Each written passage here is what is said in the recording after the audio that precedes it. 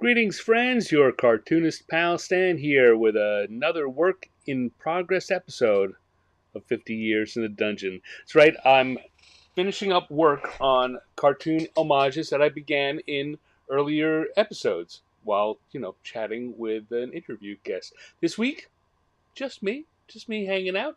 I'll try to keep my eye on the chat as best I can. Do an Ask Me Anything.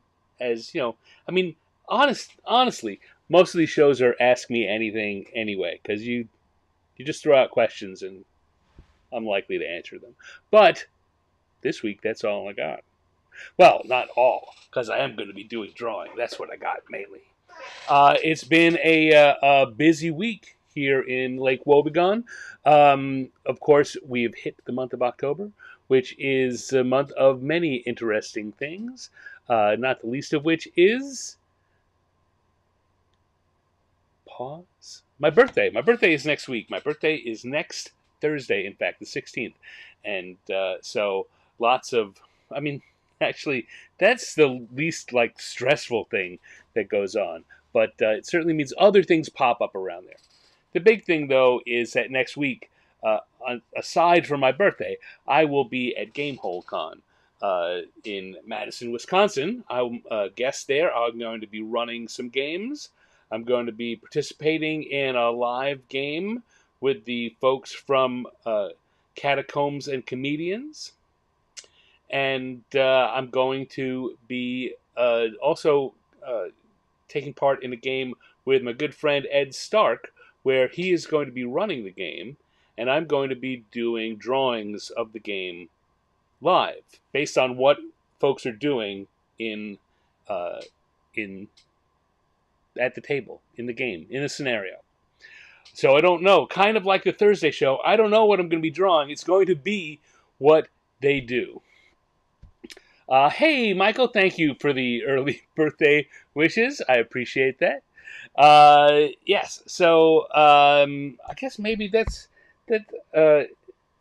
Um, that's worth talking about a little bit with the drawing thing, because this is a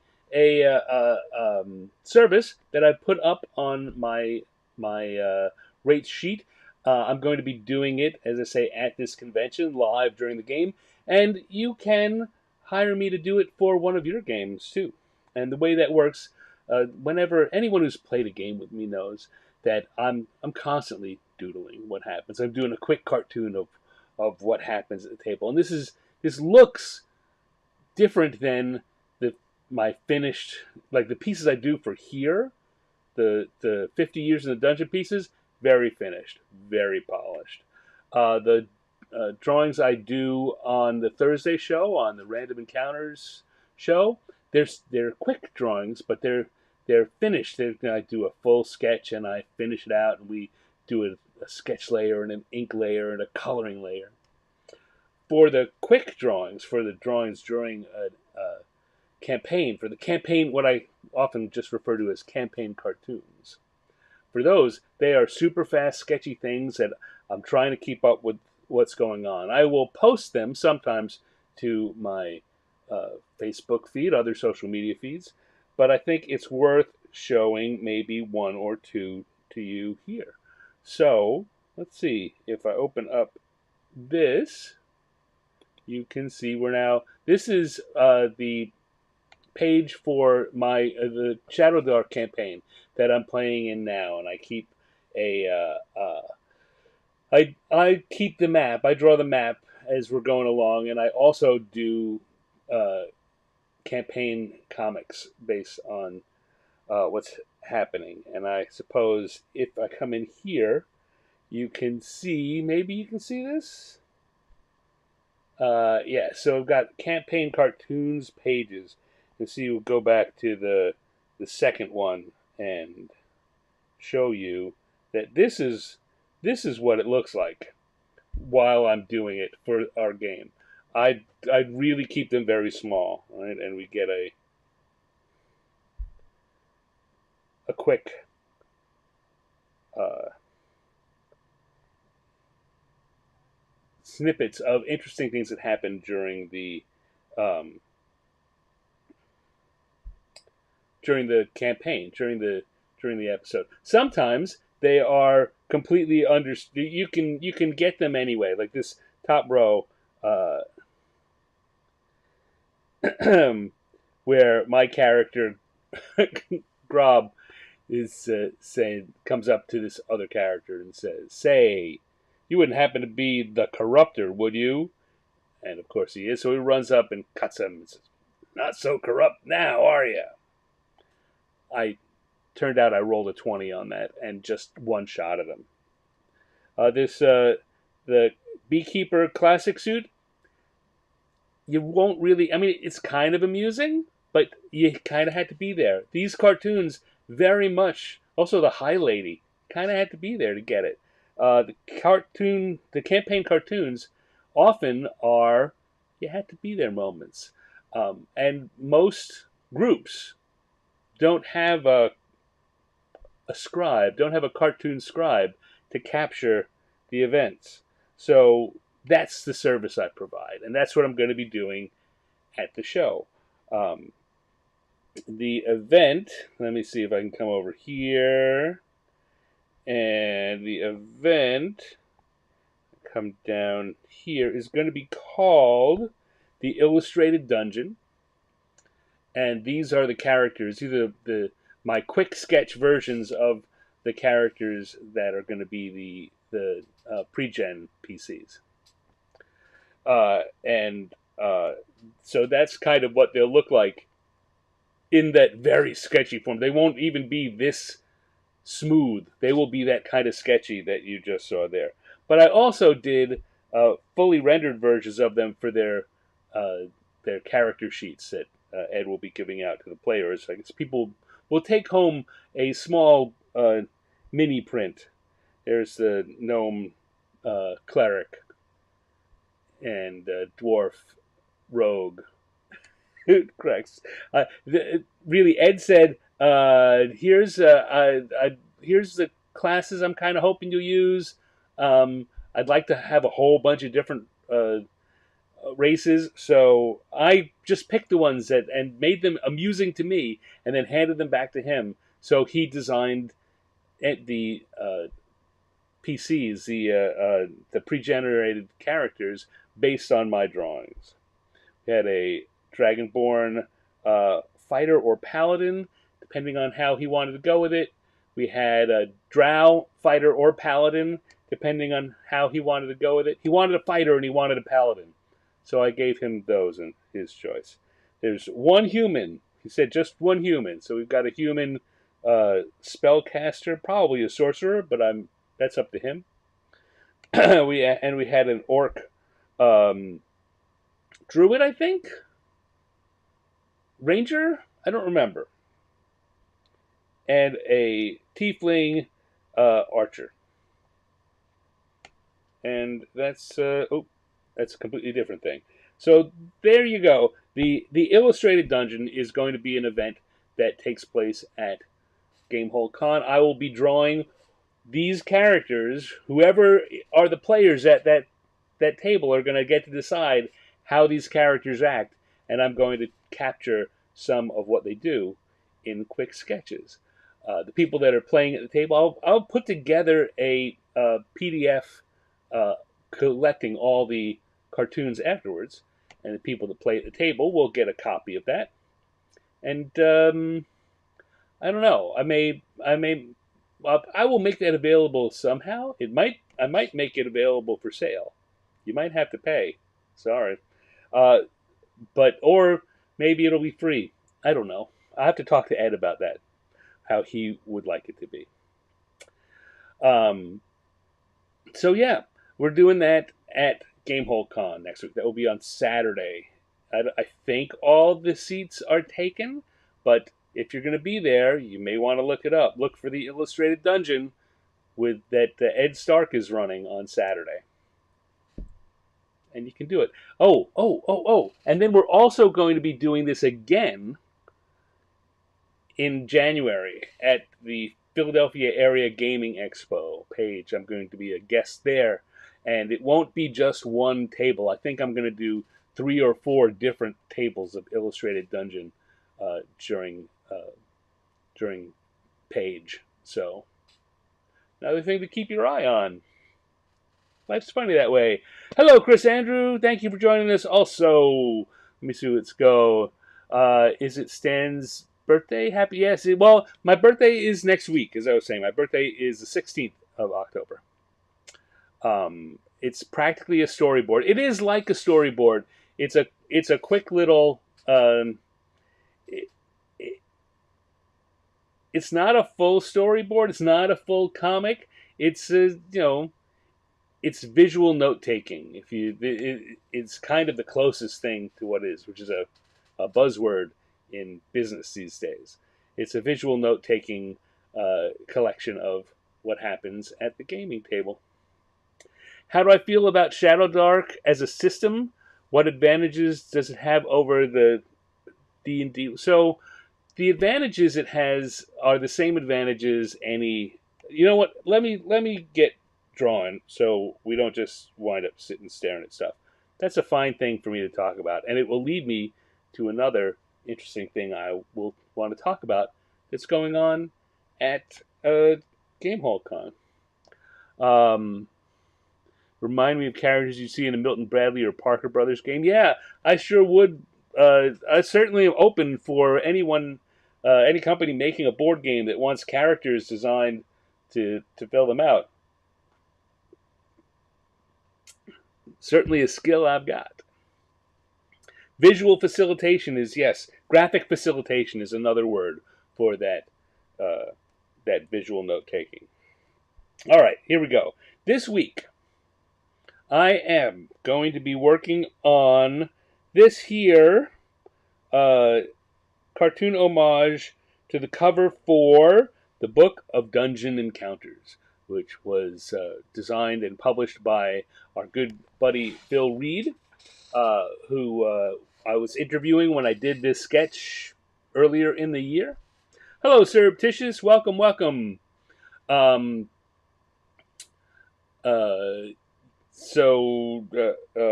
yes, happy birthday to me. I love start celebrating my birthday a week early. That's all fine with me. Yes, so Erik Lofgren is the artist who did this. I think it's a really terrific piece, and I'm happy to be drawing it. As you can see in the sketch, we've got 3 different colors on the sketches, and those are the 3 different layers. I was talking a bit about layers with last week's drawing. Oh, would you like to see how last week's drawing came out? I was doing the Fantasy Age. If you are not already a subscriber to the 50 Years in the Dungeon.substack.com, then, well, if you are a subscriber, you will have already seen this. But if not, it's not been shown anywhere. I finished that drawing I was working on in last week's episode. And if I come over here, I can show you that this is how it turned out, all said and done. And while we were doing this, I was talking about how I was using layers to create that feeling of depth in this drawing. You can see that we've got the lizard folk, lizard men, whatever they are, in the front layer, where they're in the front, where their own layer. Our 2 warriors are their own layer, and then the background, the alleyway, is actually 2 separate layers to get that feeling that it is just a little bit like it's receding in the distance. So everything, the front part of the alley is one set, and then most of the stairs and the lizard priest at the top are another one, and then another layer behind that is the actual city background. So I use that layering to help increase the feeling of depth in cartooning. Is purposely a pretty flat animation or drawing style. Even the coloring, like I like to do cell animation style coloring, and you've got to fake a lot of depth.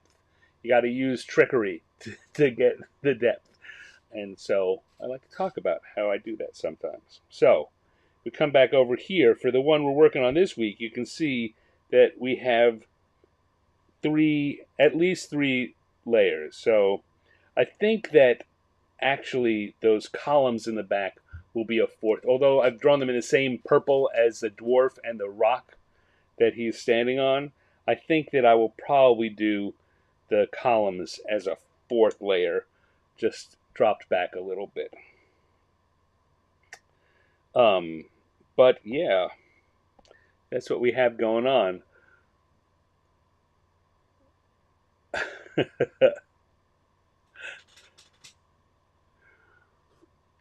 Chris Andrews says, "What's wrong, evil lizard villains? Why the long face? Ah, I see long going back there. You know what the best thing for a joke is to explain it. That's what makes it funnier." Michael says, "Oh, I have some news. You have some news for me, Michael? I like news. What you got?" Send an email to the support folks at Procreate. A little bit ago, I asked them why it's called a gloaming brush. Oh, and they got back to me. Oh, I'm fascinated to hear this. Of course, I will have to take a break to read it.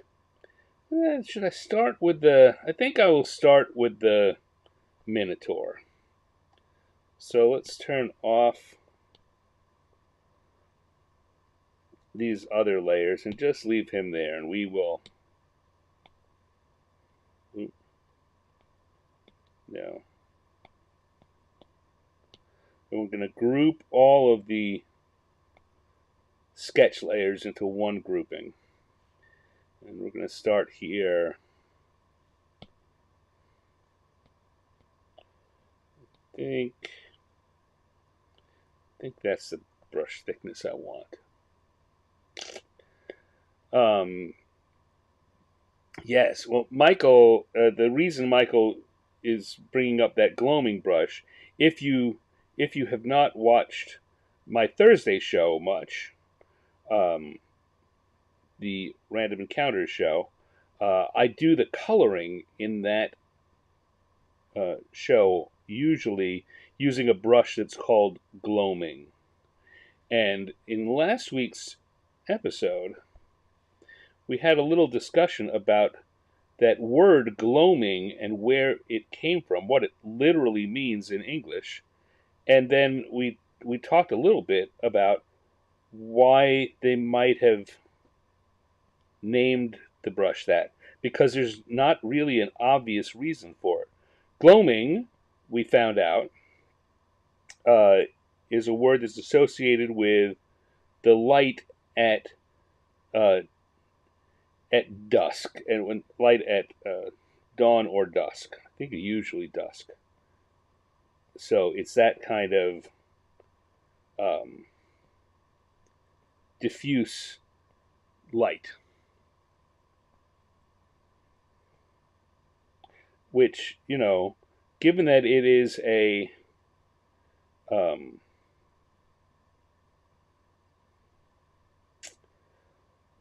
I usually describe it as a markery / crayony style. It gives you that same feeling that you get if you're drawing with a marker or a crayon. And it's kind of a little bit transparent and a little bit liquidy, and that's why I use that.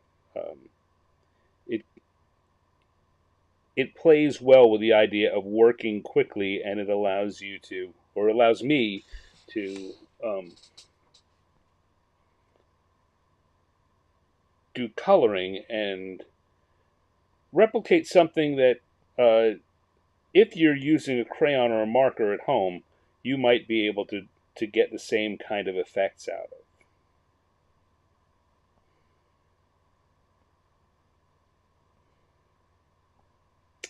So I'm going to draw for a bit, Michael, and then I'm going to look up and see if you have put the answer that they gave you into the chat, because I definitely am very curious to find out why they chose that. Now, for those who don't know, Um, and I guess I don't say it as much on this show as I do on the other. I do all of my drawing using the Procreate app. And I basically use the brushes that come with the app. I'm not one of those people that, not one of those artists that just loves going and finding new brushes and playing around with new brushes. It's kind of fun too, but I'm much happier finding the ones that work the way I want to, and sticking with it rather than and then making changes by my hand by hand. Despite the fact that I've I've really enjoyed doing all this digital work, I still basically treat it the same way I did my physical media, which in part you see by the fact that I still do so much of my sketching in blue tone. Um, it's all about the fact that in my head, I'm still treating this rather than really diving into the possibilities that digital art brings. I am found a way to use digital to get the best kind of analog drawing I can. Which, you know, old dog, new tricks. But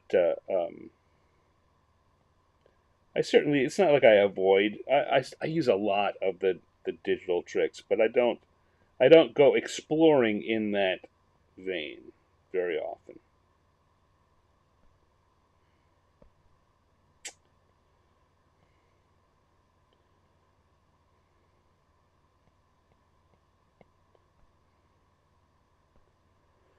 Oh.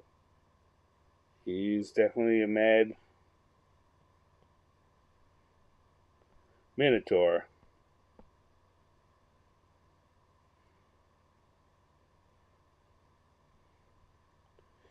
I'm looking here at how I really simplified um, that bracelet I'm drawing here. It's a very intricate or interesting pattern. I've just turned it into a couple of bands with the rivets on them.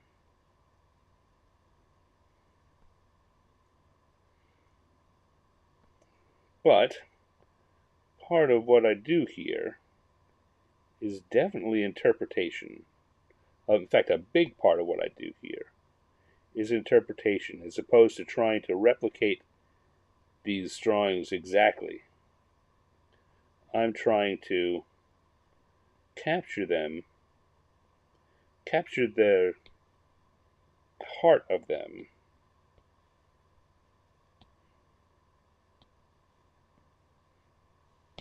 in a in my own cartoony fashion.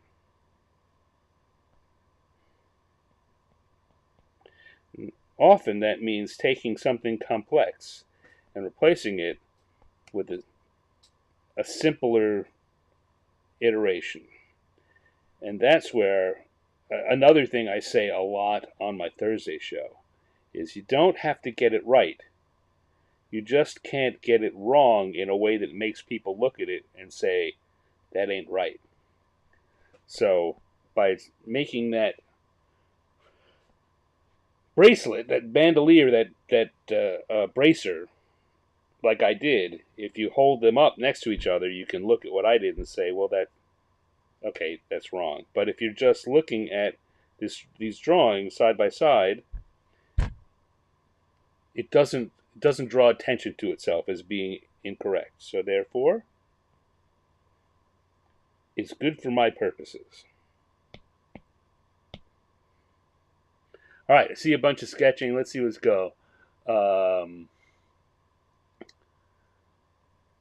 The brush is named, Michael says in quotes, the brush is named after the TV show The Gloaming, which was filmed in Tasmania. Quite a few of our new brushes names here are inspired by culture and places here in Tasmania and Australia. I thought they were from New Zealand, but I guess they're in Tasmania.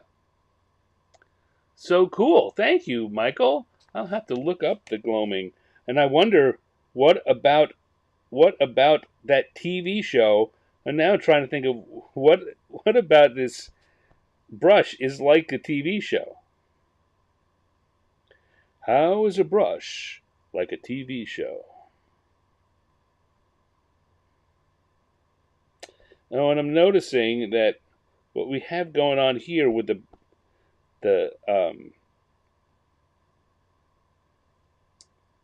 with the bracer isn't so much that it's a strap that's coming from the bottom of the. Wow, it's a big ring. I'm just noticing what's going on here. Let me switch over to our sketch layer. What's happening is there's a ring here that comes off that, and then off here it comes over to the wrist and then straps across the wrist. And I'm not doing that. I'm looking at that and I think there again, that is something that if I try and put that in there and I don't put it in absolutely right, it's going to draw attention to itself in the bad way. So I'm instead going to continue to reinterpret what I see.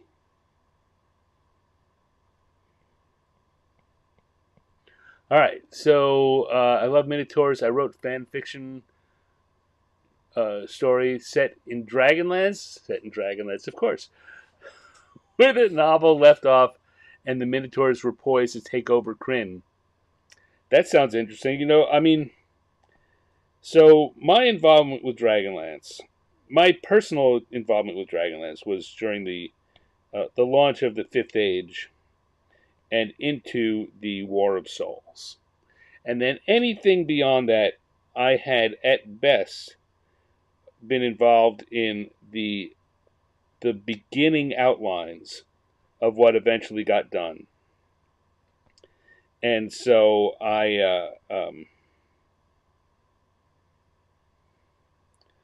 not so up on the details because there's a lot of things out there in the world, and given my job, I tend to pay attention. I have to give attention to the things that are part of whatever work I'm doing.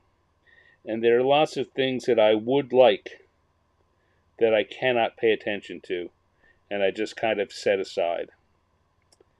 And a lot of the details of what went on with Dragonlance in the time after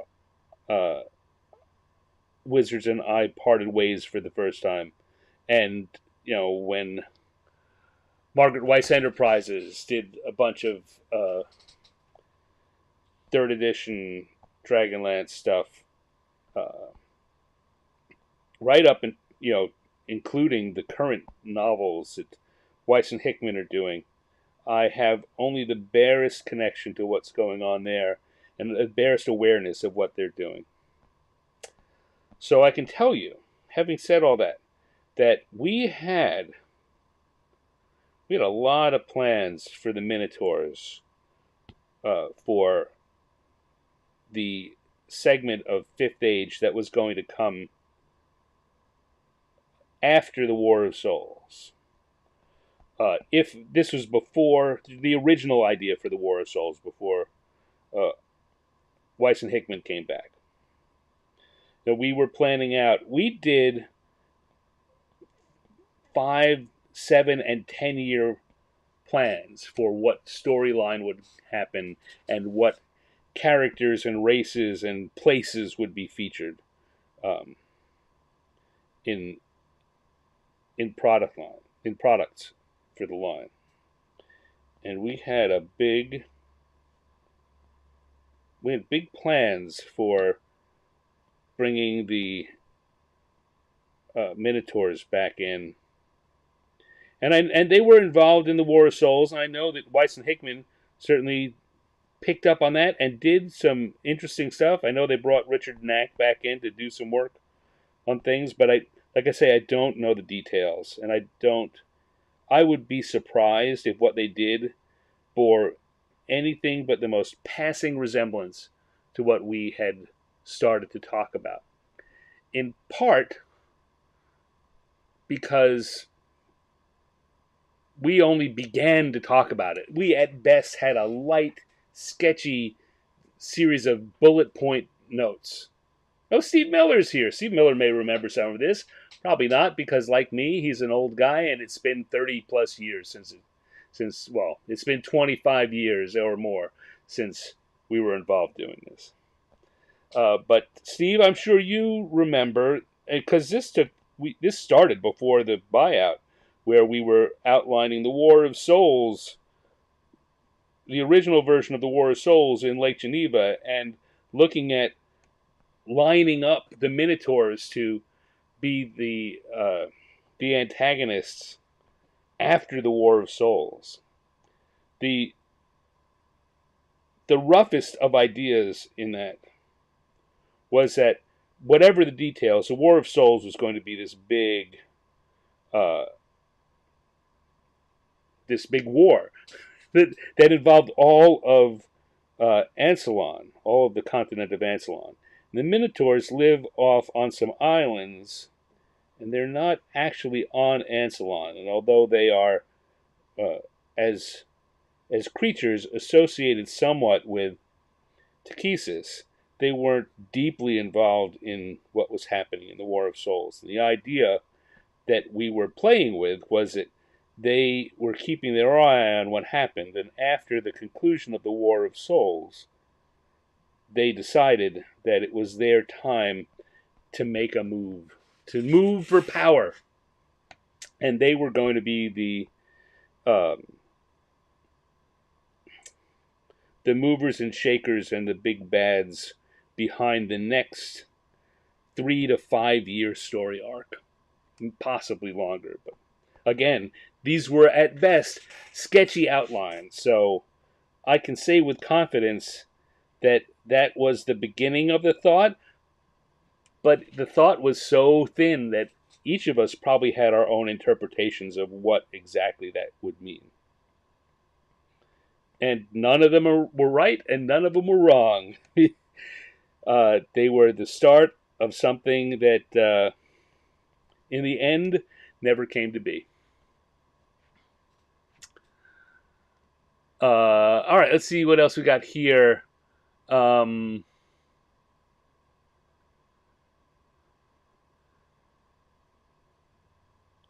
Yes. Oh, thank you, Michael, for getting that info, and thank you to the Procreate people for being willing to share that. Maybe I can just get them to sponsor the show. That'd be something else.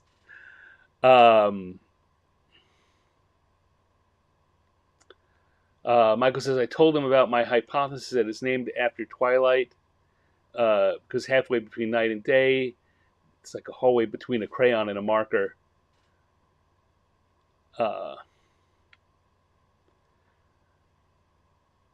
Yeah, that was our thought.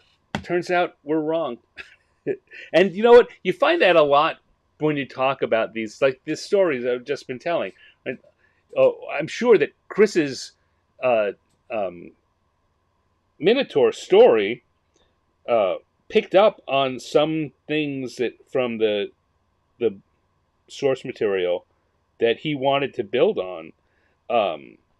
And I bet it was great. But I don't know. One of the things you need to learn, or we all need to learn when we work in this shared world pool, is that sometimes the thing that you love, the thing that you built your best idea around, just gets taken down and will never come back again. And so that great idea no longer fits, and there's no There will never be a time for it in anything other than a kind of what if kind of world, or other worlds is a term that DC Comics uses for products they put out that are based on alternative interpretations of their characters and storylines. So I'm curious, Chris, does your Minotaur story still fit, or is it an other worlds? Is it now an other worlds uh, alternative, what if kind of scenario?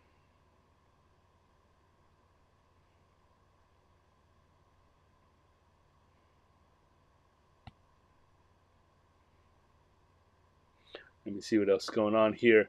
Uh,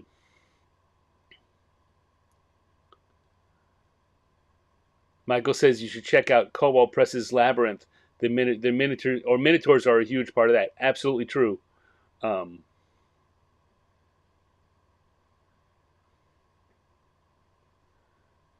oh dear, did you really have a fight in your story when someone asked him to move and he got uh,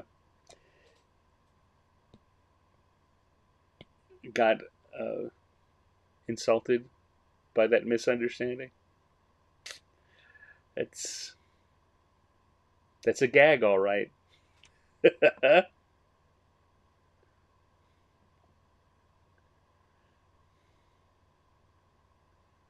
This is I love hearing those Dragonlance what if stories.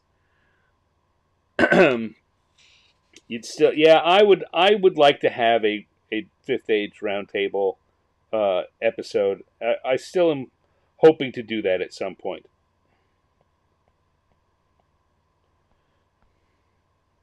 Get Steve. We got Steve Miller in the chat earlier here. He's someone I want to have on that.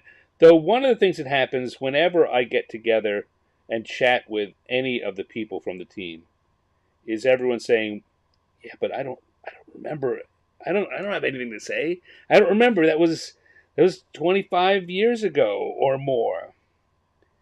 And very often in the conversation, someone will remember something that triggers a memory from someone else. But sometimes it's just someone will remember something, and you wind up having to say, yeah, I don't remember anything about that. Sounds cool. It sounds like a good idea. Wish we'd done it. And as I say, as you work in this industry, uh, and you have to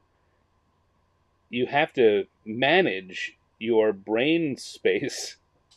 You wind up just having to set aside some of these things that you spent time and energy and creative juice on, because they're not going to work.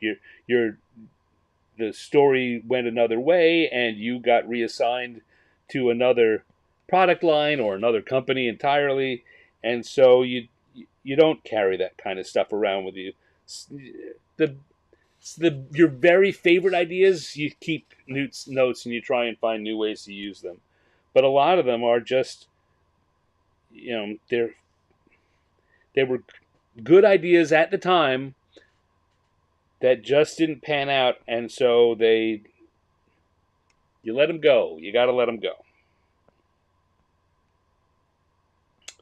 And I completely understand the fan base. The fans don't have to do that.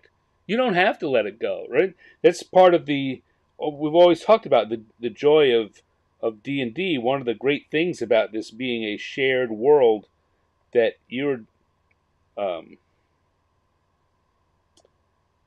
you are in control of what happens in your iteration, in what happens in your uh, campaign at home. And so, whatever you want to be so is whatever focus you want to keep is correct. But for those of us who are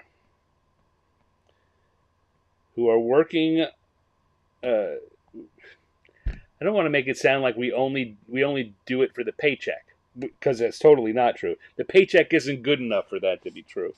Um, but you certainly have to, as I say, be prudent and understand that in the end, sometimes you just have to let ideas go.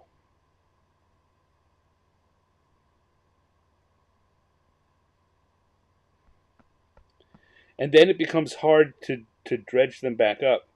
Like some of these things that I'm remembering, I know for sure that Steve or Sue or Miranda will hear and say, "I don't remember that at all," but I believe you. That sounds about right, is what they'll probably say. Or they may remember something completely different because I was focusing on those things. There might have been other things going on that I just completely let slip.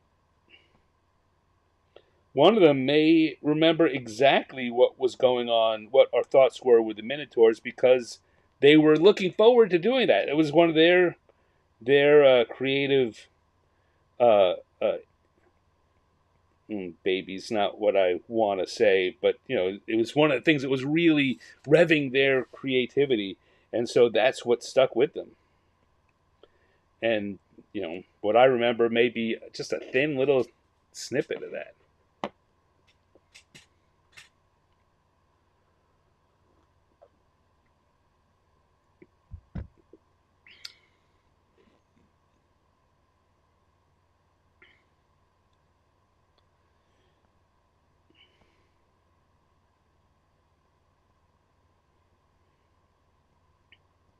So yes, let's see what else. What else is going on? I don't know. Unless you want to prod me to say more along these lines. Um,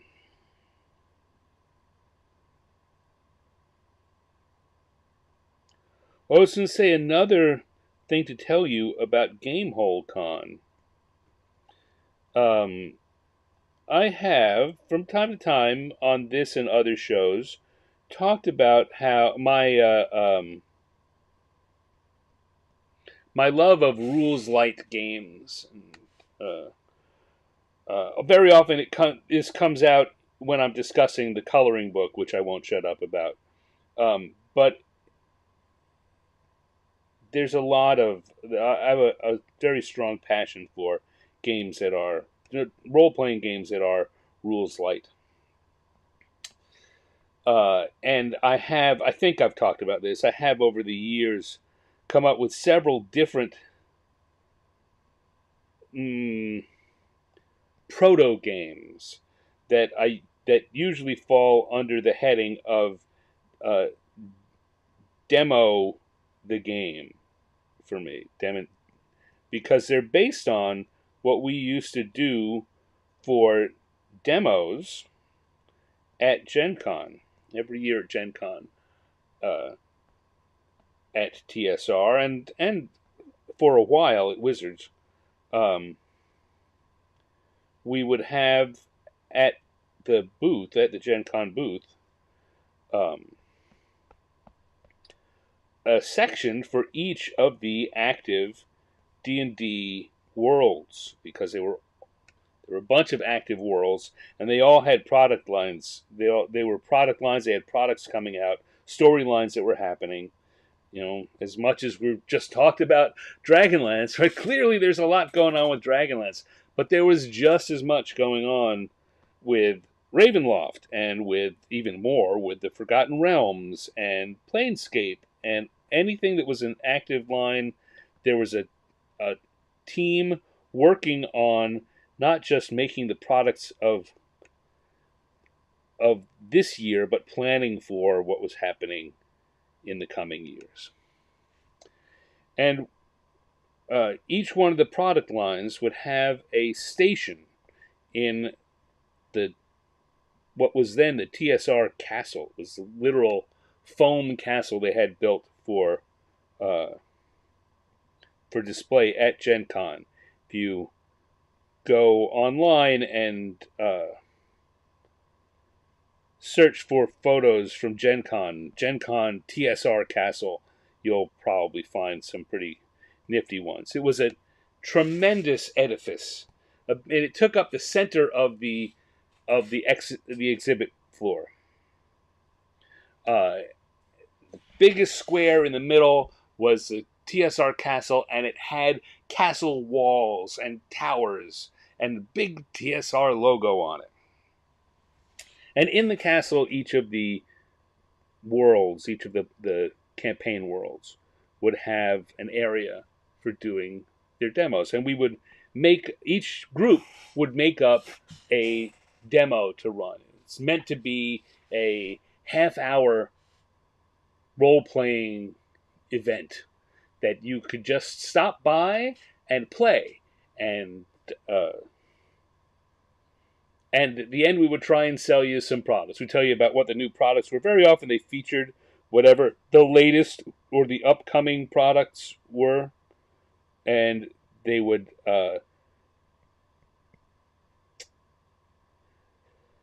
preview what was going to be coming ahead and talk about the things that were important in the setting. And they were a lot of fun. There were people who, at the time, would come to Gen Con with a specific plan to play in all of the demos, all of the TSR demos, or just the ones they cared about. But we all tried to come up with something that was cool, and we would have miniatures professionally painted for the demos that we would run, and we would have dioramas, little mini dioramas of the sites from our books that you couldn't get anywhere else. It was a one-of-one diorama that went along with the demo of that year. And the idea was, though, to make a game, make a role-playing game type experience that was, in most cases, Dungeons and Dragons. Use the D&D rules, basically, and showed you the best of what the setting had. But was only half an hour or 45 minutes. We kept saying it was supposed to be half an hour. They almost never were less than 45 minutes or an hour. But that's what we built those on. And I was very taken with what all of the teams would create. And I thought that format was terrific.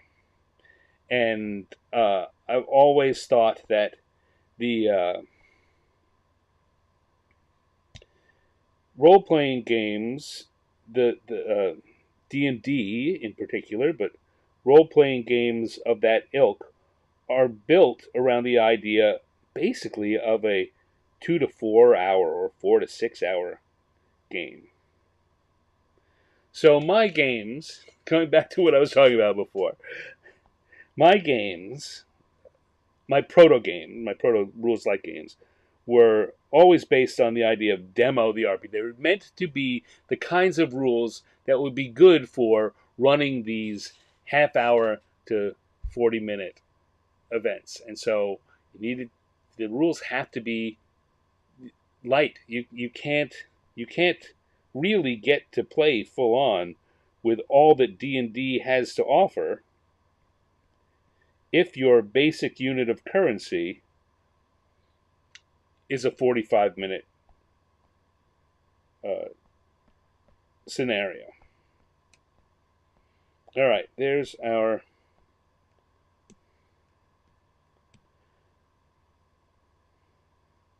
Minotaur. So I'm going to turn off that lines layer, and I'm going to turn on the one above it. I'm going to create a new layer. And I'm going to lock this other layer so I can't draw on it. And we're going to come and draw our two warriors here in the foreground. So why am I talking about this demo the RPG or me and my rules light games? Well, the reason is that, as I was saying a little bit ago,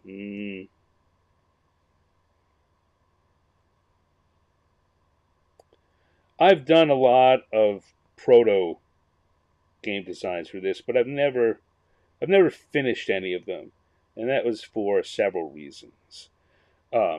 Often the silliest one, or the maybe it's not silly, but the most common one is just that I didn't have a deadline, and other things that did have deadlines got in the way, and then I would just kind of lose focus.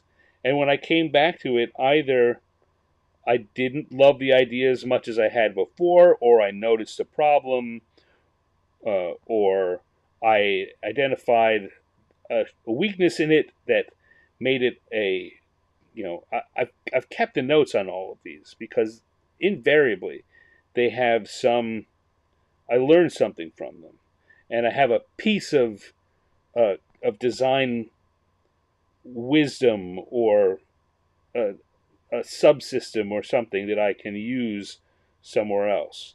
But the game itself just never gets done.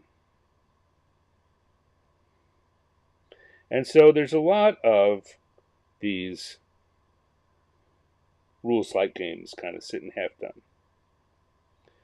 Well, why do I bring that up? I bet you can guess where I'm going. I have finished one, or I've gotten one to an alpha playtest stage. It is completed to the stage that I can play it. And I'm going to be playing it. I'm going to be running it at GameholeCon. And one of the things I've been working on this week in preparation is finishing it up, because I'm going to hand out the alpha playtest rules to the people that play in the game, so they can take it home with them. Now, this is very far from a complete game, and there's all kinds of things that won't be in there, like anything that might belong in a DM section, like character. It describes how the characters work and how the mechanics work, but there's no character creation section, and there's no monster section, and there are no rules on how a DM should build characters or monsters, or power them, or what it means. Those will only be represented in the scenarios that I'm running. I'm running 2 different scenarios at the show, and I'm currently working on getting the material together for those so that I have everything done, and I will have handouts. So people will walk away from the game with so the rules to this game. I should record and play. Well, I mean, it's an event at a convention, so I can't just record it. I certainly would, at the very least, need everyone's permission, and even if I got it, I don't have the technical wizardry to record those things. However, the idea of running one of these games as a live stream event is not out of the realm of possibility, which is one of the reasons why I'm telling folks about it here, so that if you have interest in it, you can begin to tell me that you want to see me do that.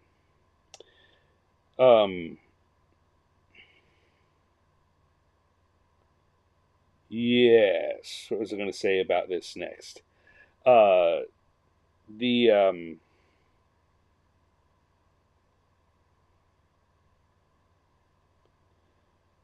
games are kind of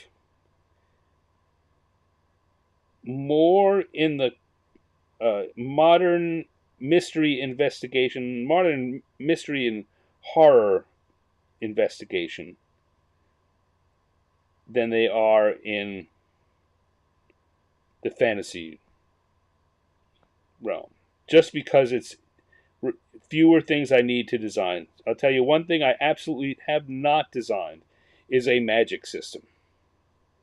Though I have some basic thoughts that magic needs to work the same way everything else does for this game.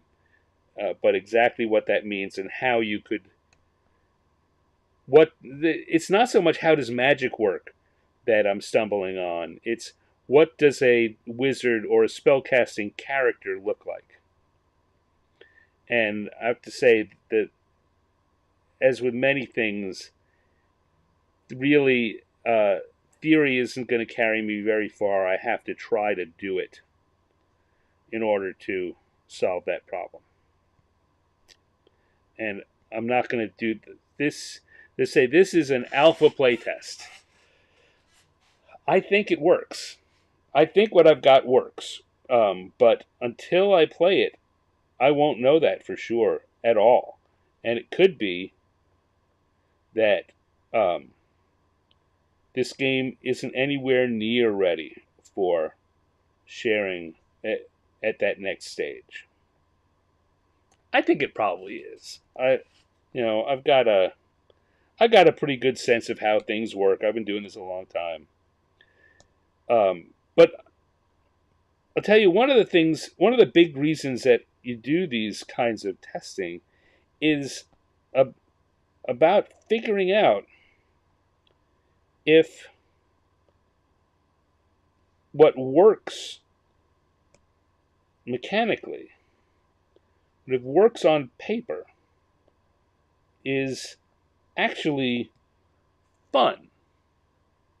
And I'll tell you that in fact turns out to be one of the reasons why several of my past iterations of Demo the RPG got set aside. It rarely has been because it didn't work, but it has been that I got it to a little bit of a testing phase, or I got it deeper into the design phase, and I looked at it and I said, all right, well, those numbers work, but where's the fun in that? And it was a good mental exercise, but I didn't figure out how to take that set of numbers and use it to generate fun. So that when sitting down to play it would be a fun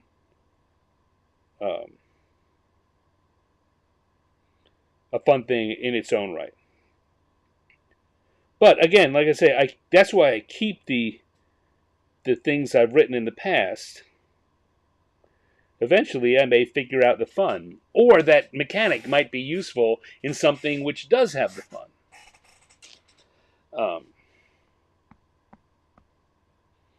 But for right now, all those old ones, the answer is no. And this new one, as I say, is ready to go. I've now, today, I finished laying out what is a 4-page, digest-sized alpha rule set. It's got what the players need, and that they can walk away. And if they are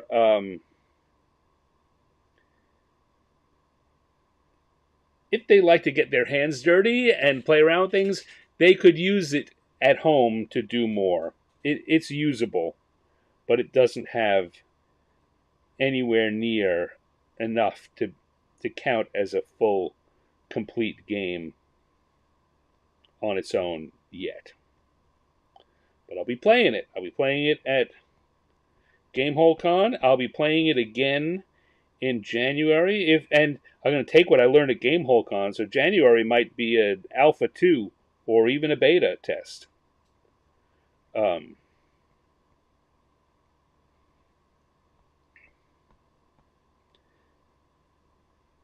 Got several months between now and then. We shall see.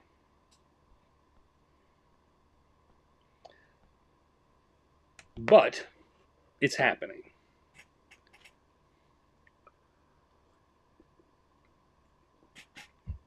Hello, Vincent. How are you going? How you doing, my friend? Oh, look at all the people. I got to scroll back up and see what happened here. The colors are according to the layer. Yeah. So, uh, Steve, Steve asked a question. I've now you can no longer see it on screen, but I've got the right now three different colors of drawing, and those each of those colors is a different layer on this um, on this drawing. And as I was saying at the beginning, right now the dwarf and the stone and the pillars are all one color, but I think I'm going to make the pillars a layer even further back. So yes, Steve, that's what's going on there with the colors.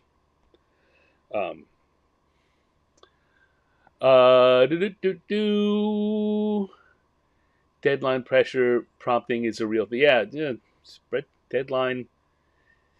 Deadline helps you get things done. It helps you put things aside if you have to get other things done. Adam, welcome, Adam. Good to see you, my friend.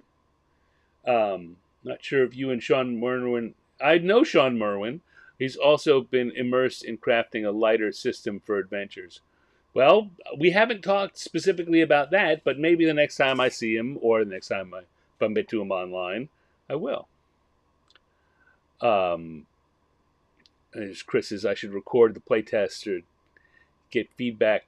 I certainly am going to get feedback from the people at the table. As I say, if this works out well, then maybe doing a live stream or a taped playtest is in. It could be in the cards, but that's an if. But it's a good idea, Chris, and thank you. Um, Private Zoom call, yes, it probably would be the way to go. But the thing about this, the app I use Ecamm Live to do my live streaming to set this page up where you can see my drawing and my face. Ecamm Live works has got uh, native integration with Zoom, so it would be very easy to put a Zoom call into a live stream. Adam says, I have an idea for a campaign where the party patron is secretly a flump colony. I'd buy that for $1. Hi, Ninja Joe. Thank you for joining us tonight. Surreptitious says, based on my Rockefeller Center story, you'd love to see me as a DM. I can be a very entertaining DM, and in fact, I like doing campaign. I like doing convention games because I can just put on the entertainer mask. What else are we gonna see here? Uh, so hence, like Raceland and his spellbound, the spell vanished from his mind after he cast it. That's possible. It's possible. Like I say, magic is a question. Whenever you're doing a fantasy game, you have to answer the magic question. How does magic work in this game? And it also invariably just winds up being complicated because magic's complicated. You, unless you can, the simpler you get, in many cases, the more dissatisfying it is to many of the customers. Now, if you get clean and elegant and smooth, uh, the it works. The Fifth Age magic was very interesting to me, and I liked it a lot because it was so ad hoc. You got control over a certain type of magic, and whether or not you could do it, what you were trying to do, how complicated or powerful it was, made it more difficult to achieve, and you just needed to do the math to figure out what the cost was in power, whatever you were spending power on, and the um, randomizer, whether it's a card deck or a die roll.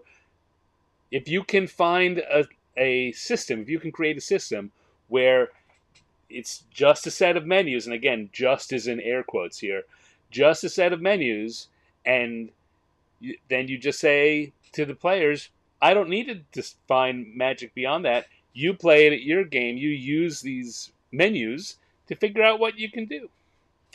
And I am much more apt to try to do something like that than to come up with a full blown magic system. It just doesn't interest me mechanically to do it. I and so much so that I generally don't play spellcasters in D&D, or a lot of games. I just don't find working with that system and subsystem and set of subsystems. Uh, I don't find it appealing. That's not what I want to do in my game. So for sure, I'm not going to design a game where where it's my whole system, my game, is not going to have that in it. But that is problematic if you want to do something that will appeal to the audience. Truisms. If I'm doing it just for me, I can do whatever I want. If I'm doing it because I want it to be popular, and even more so popular in a way that people will pay me money for, then I have to pay attention to what the people want, as much or more than what I want. I certainly have to keep it in mind. Vince says, what makes truly fun games is ineffable. It is. It varies from group to group. But you can certainly, as ineffable as fun is, not fun can be as heavy and real as a rock. Put it in, and it's just not fun.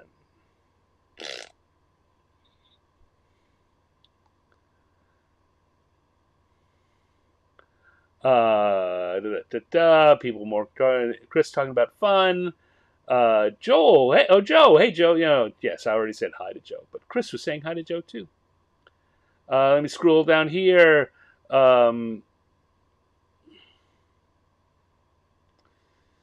Degrees of success and failure. Michael says, this is an interesting thought that I think about too. Degrees of success and failure as a currency, as a level of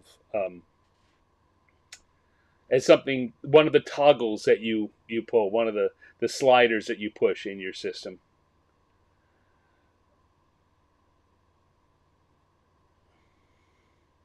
And Joe here talking about fifth, magic should have a high risk, high reward. Maybe. That certainly is one way, but it's not. It doesn't have to be that way. It could just be you can do it or you can't, and you know it. Look at the myth books, Robert Asprin's myth books.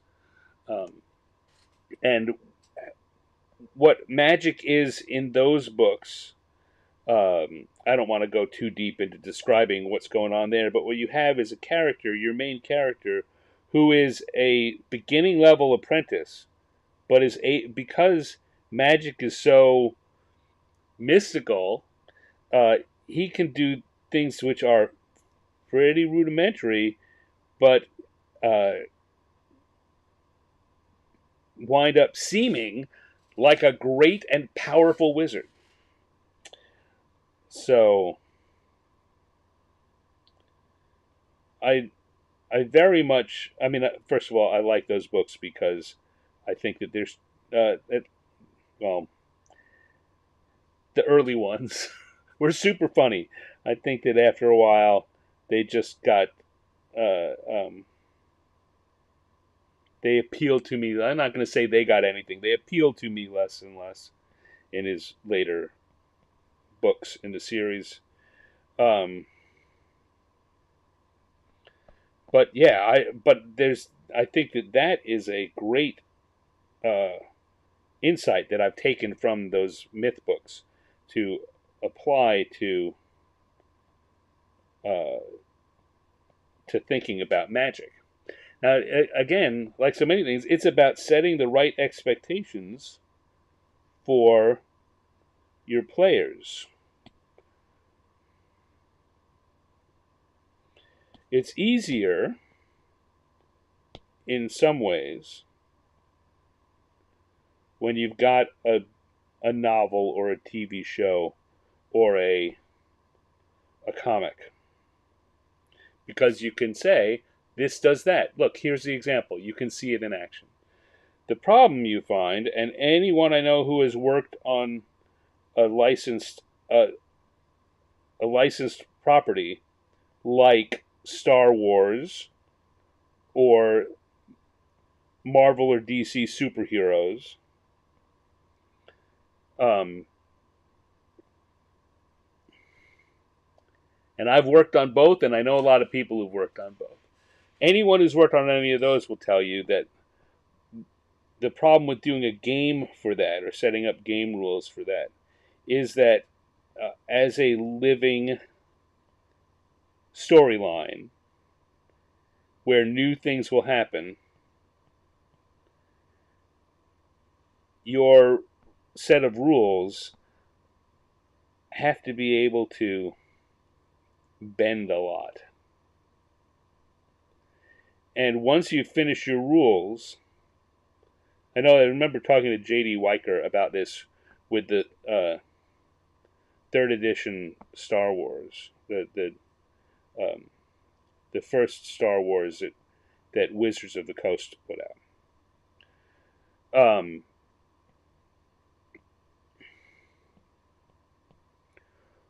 Once you establish that the way that Jedi do a thing is that they have an ability, they have abilities that let them do it, or they apply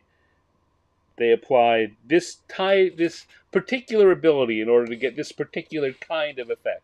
And then in the movies, they show a character getting an effect which would be just too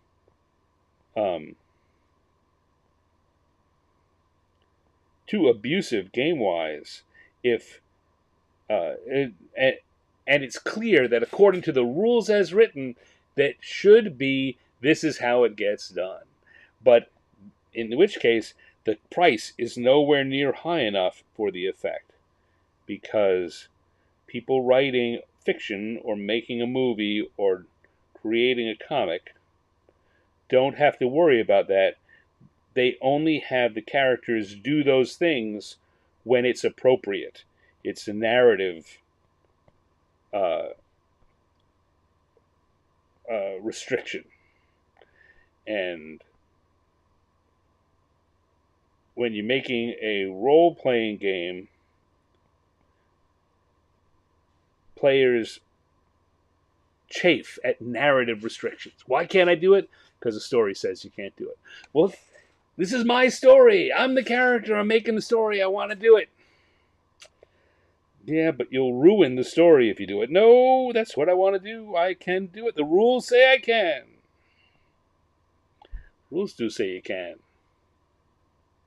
That's problematic too. Yeah.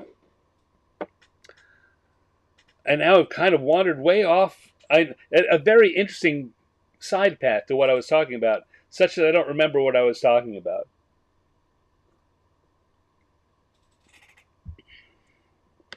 But it's a challenge if trying to make a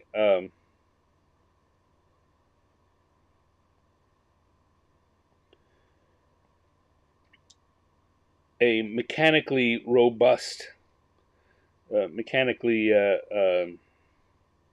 in-depth magic system or superpowers system.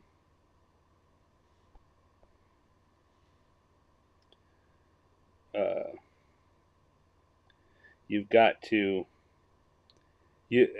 for a product line, a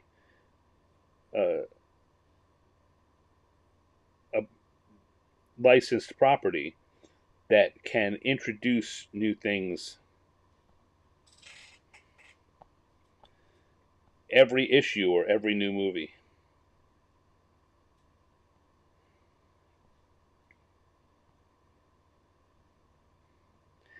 Steve Miller, who was here earlier. I don't know if he's still here, but he is a very big fan. I'm also a big fan, but he has a lot of experience using the West End's D6 system for Star Wars. And the reason I bring that up is he has a lot of experience bringing these new things in, and as an experienced and skillful game designer, he's got a lot of experience finding ways to make these things work in his game. And again, because he's not designing it for consumer use, he can find whatever solution he wants and just make it stick and define when it works and when it doesn't work. But when you are making a product for consumers, you no longer have that control. You are making a thing and people will use it however they want. And I don't think there's a game designer out there who won't say you need to be worried, because people will take what you do and find the most illogical extreme and claim that's what you meant.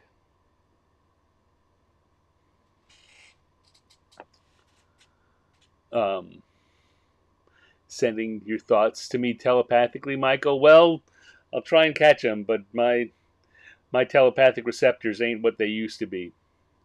I was talking about playtesting my game. Yeah. So I guess I did get back to that. Demo the game's magic system. Yeah. So like right now, there is no magic system. The things I'm testing are modern day, and although there is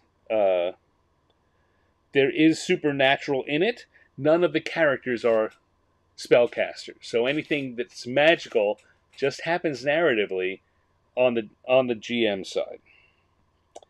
But I certainly am thinking about, if this goes well, that's one of those questions I'm going to have to answer. Or the answer is going to be, this will not be something that I apply to fantasy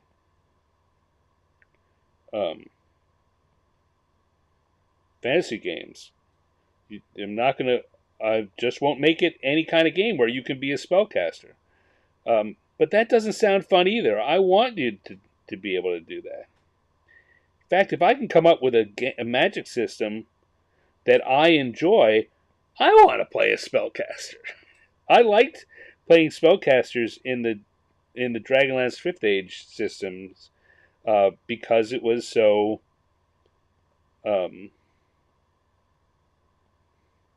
menu based. And it was not. It worked kind of the way other things did. Although even there were problems. And I'll tell you one of the problems I had when I was playtesting the adventure for. I was playtesting the adventure for the Heroes of Sorcery, the first Dragonlance 5th Age product that I designed. And I had my playtesters were people from the office. Ed Stark was a playtester.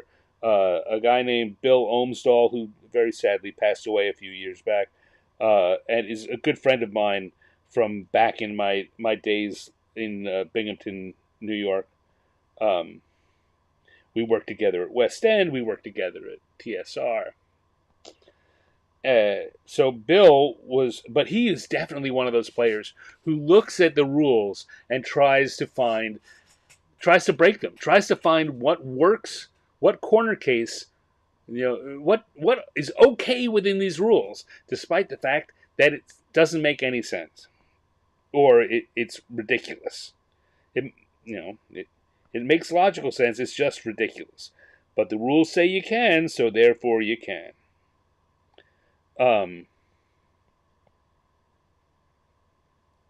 Just again, a side note. There's a long-running cartoon series. I don't think it's active currently. John Kovalic picked it up from it's been done by a number of cartoonists over the years. And John Kovalic picked it up for Steve Jackson Games after a while. And it's called Murphy's Rules.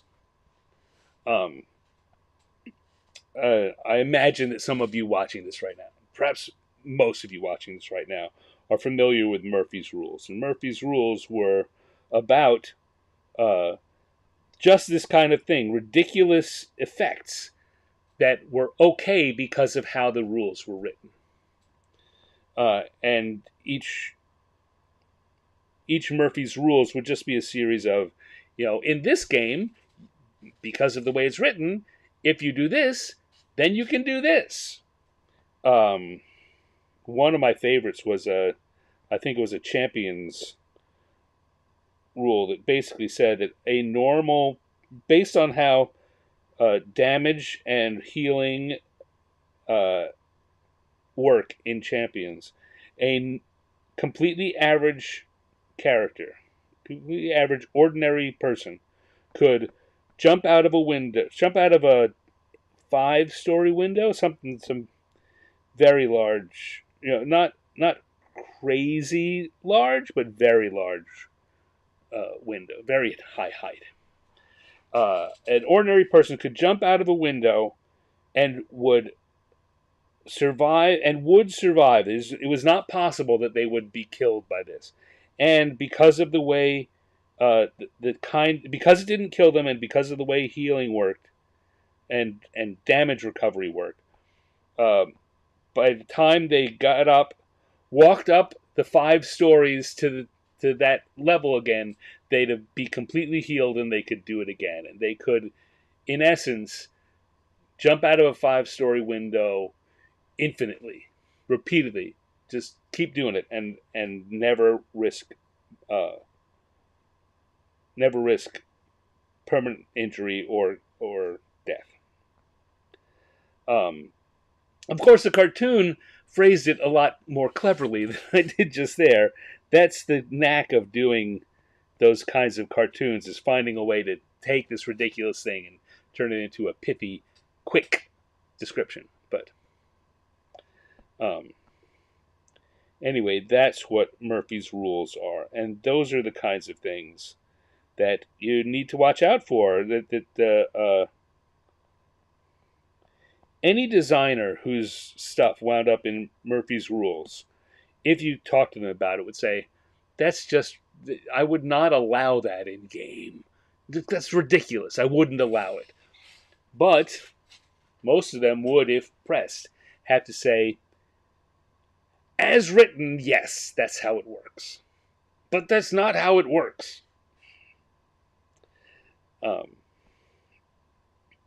So you want to keep these things in mind when you're designing a game.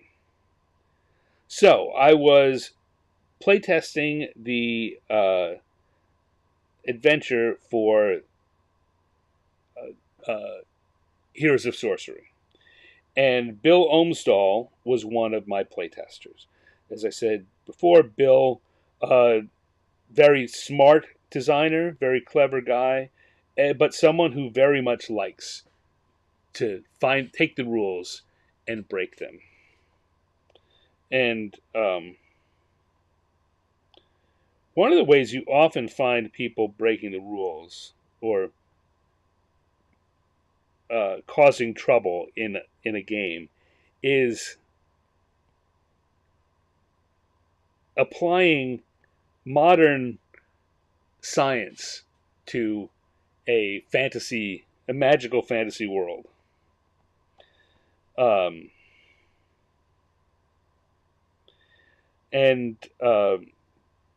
Bill was doing that in this case. I forget exactly what he was doing, but basically he was trying to replicate the way a microwave works to evaporate the liquid. Use a heat and a light spell to evaporate the liquid in someone's body and just kind of drop them, cause them immense pain and drop them. Um,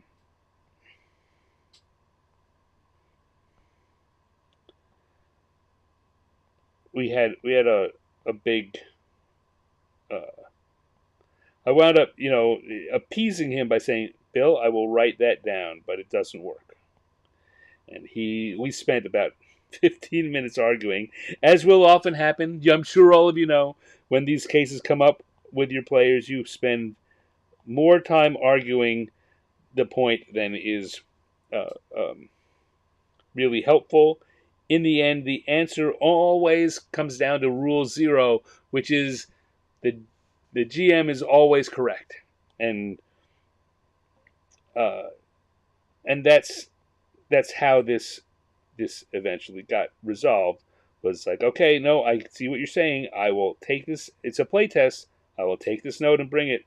But you want to redesign how this whole thing works in the game that is already published and out, and we can't. It cannot be. We can't fix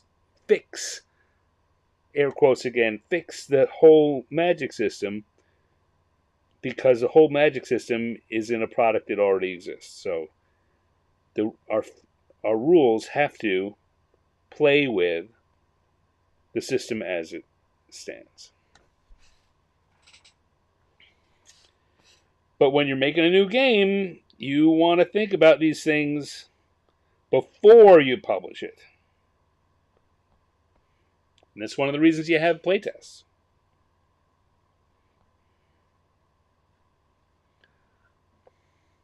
Applying science to a fantasy world is a path to madness. Yeah, well, it is. It is. But,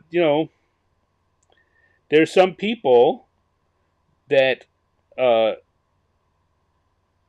envision the fantasy world as being our world with magic. And so if it's our world with magic, then the laws of physics work. It's just magic sits on top of that. So you you gotta go by laws of physics. And I'll admit I've been that guy too, right? When we are playing games and we talk about the reality of what things are like in New York, which I know because I grew up around there, and I'm playing with people who only know New York from having visited at best, or only know it through movies or TVs or comics. And so there are definitely times when I will say, well, that's not how it works.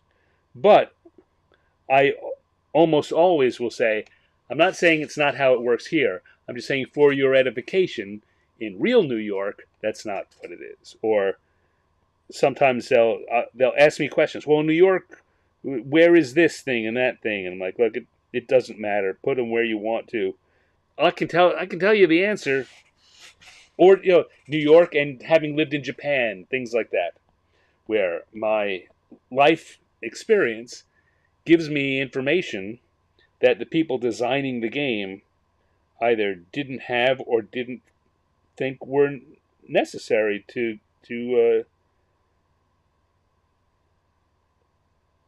um, to worry about.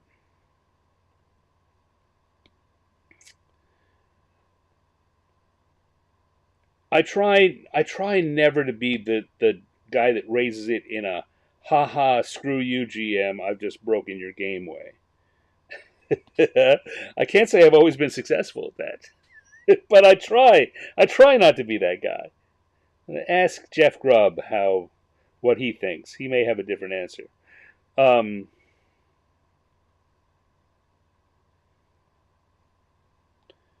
but yeah, I mean, you often find the more you know about a subject, the less you're willing to just accept these errors that uh, get put into games because the writer didn't understand it at the level you did.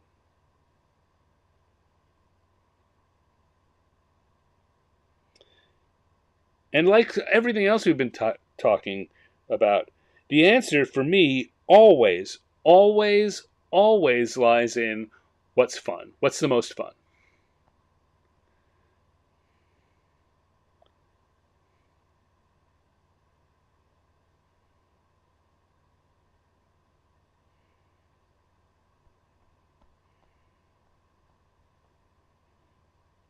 But again, like we all said in the chat earlier, that's a question that has different answers for different players. Mm.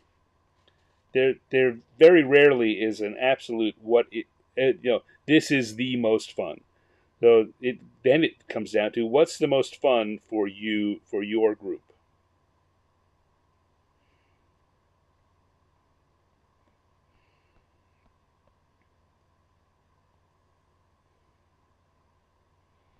I'm sure you've all had situations like that in particularly when watching movies or television. Michael, I know you have things you've looked at in the way Pittsburgh has been shown in movies or television shows and said, that's not how that works.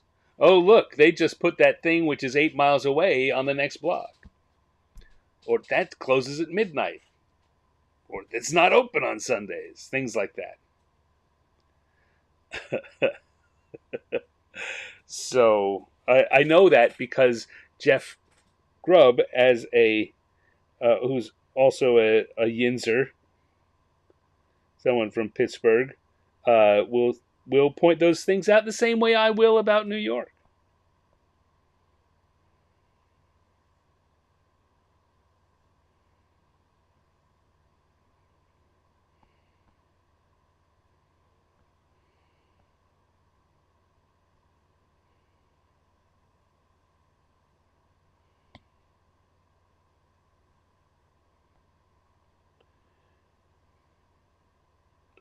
So, yes, I think I've run out of things to say about that particular bit about my game, except to once again say I'm working on this game. I finished putting together uh, the alpha playtest for Gamehold Con. If things go well, I may release the alpha playtest in some form or another. So keep your eyes peeled. Keep coming back to the show to find out more. Watch my social media to find out more.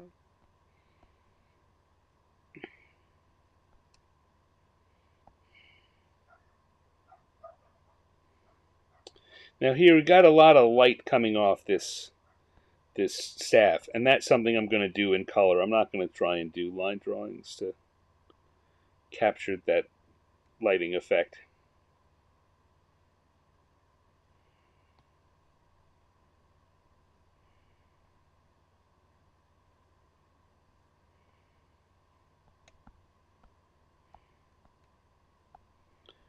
Now I am noticing that I've dropped.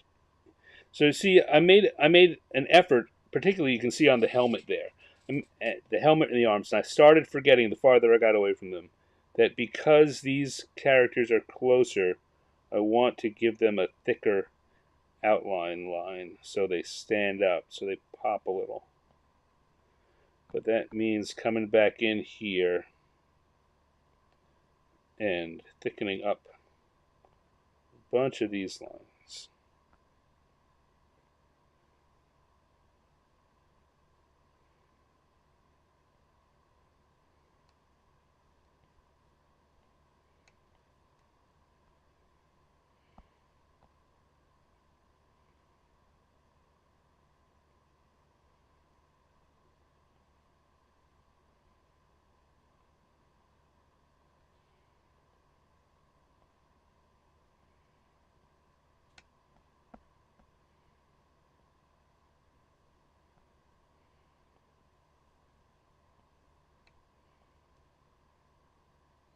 I'm thinking about what other things I can say because for the events that I'm running at Gamehold Con, I have also doing besides testing the rules, I'm also throwing some game setting concepts into the mix to see how people react to them. These are just going to be one quick event, so there's not a ton to be learned from it, but if people react to the concept, then I may do more with it.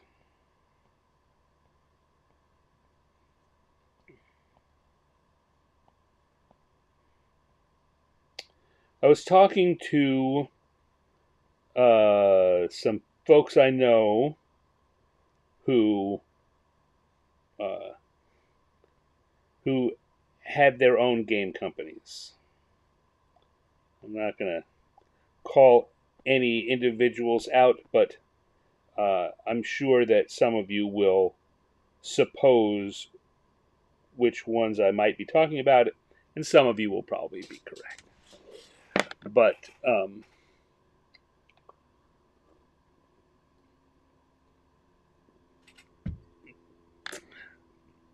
I see. I'm seeing some notes, some things in the chat that I'm going to want to come back to.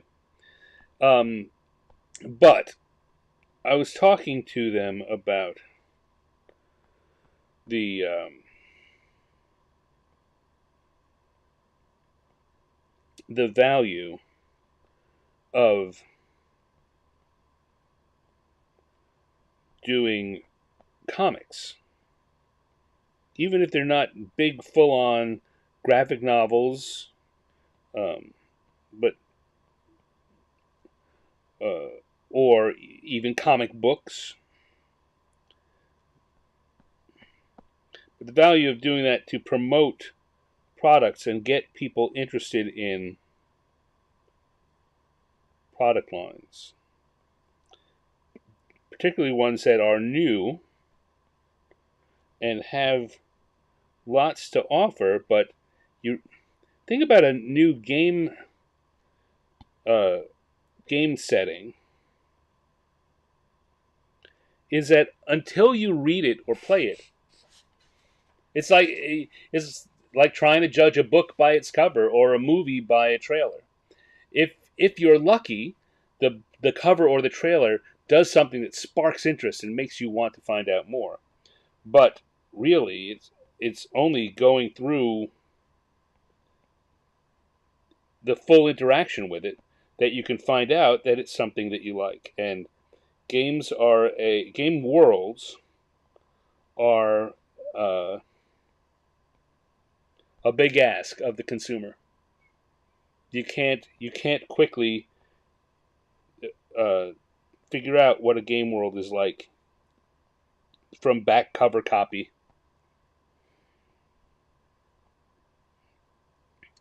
But you can have a little story that doesn't even have to tell all of it. It needs to thematically whet the appetite. And my favorite example of this is the comic book ads that TSR did for D&D in the 80s. Any of you who've listened to me ramble on over the years will certainly have heard me talk about that. In 50 Years in the Dungeon, in the first year, 50 Years in the Dungeon. Here, let me close this for a second. I did one of the years, was it 1982, 83? 1982. The drawing I did is a drawing from one of those cartoons. This is a frame from one of the comics. It was an ad. It was a one-page ad in Marvel Comics. And it was, at best, 5 panels. There wasn't a whole lot you could do storytelling-wise, but it really wetted the whistle. It gave inspiration. It made people curious. People who hadn't played D&D maybe hadn't even heard of D&D at that point. It's 1982, for goodness sake.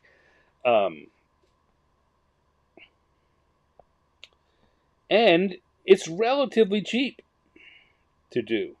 It's not every artist, and one of the challenges is not every artist is good at doing comics. Just because you're good at doing particularly the kind of illustration that's inside the books. It's on the covers of the books or inside the books. Um, a lot of those artists are not good at sequential art and storytelling in a comic format. On the other hand, there are artists like me, I will be immodest and say, who are actually quite good at that, but my style does not suit the style that they like to use for their interior art or their covers. It's not the trade dress. It's not the style that they want for their product. All right, let's look at what we got going on here. So we've got layer 1 and layer 2 down already. I'm going to lock that layer. I'm going to turn off the that flashiness is, as I say, going to get done when I do color. But now we're going to turn on the purple layer. We're going to create a new layer here, having, as you can see, by these little lock symbols, next to layer 5 and layer 6, there's a little lock symbol. It means I can't draw on them anymore, so they're safe. But I can turn them on and off. And we'll come here, and we're going to draw our dwarfy guy and the rock he's standing on.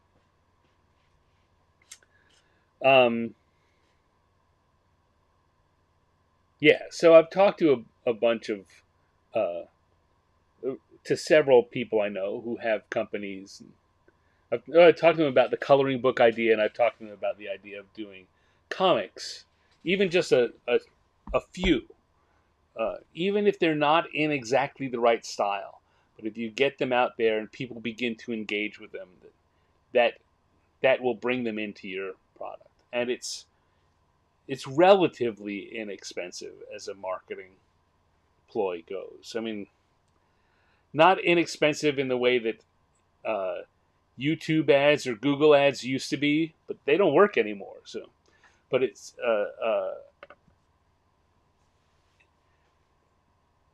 I have yet to convince someone that we should try it. They should pay me. And we should try it. I'm sure several of them, if I were to just do it out of the goodness of my heart, they'd be happy to try it. And I'd say that not, not to insult them. I get it. Their budgets are already super, super tight, and it's a risk. You don't know how well that's going to succeed. While I can be very adamant and very convincing and very firm, this will work, I don't really know. You don't know. In my heart, no.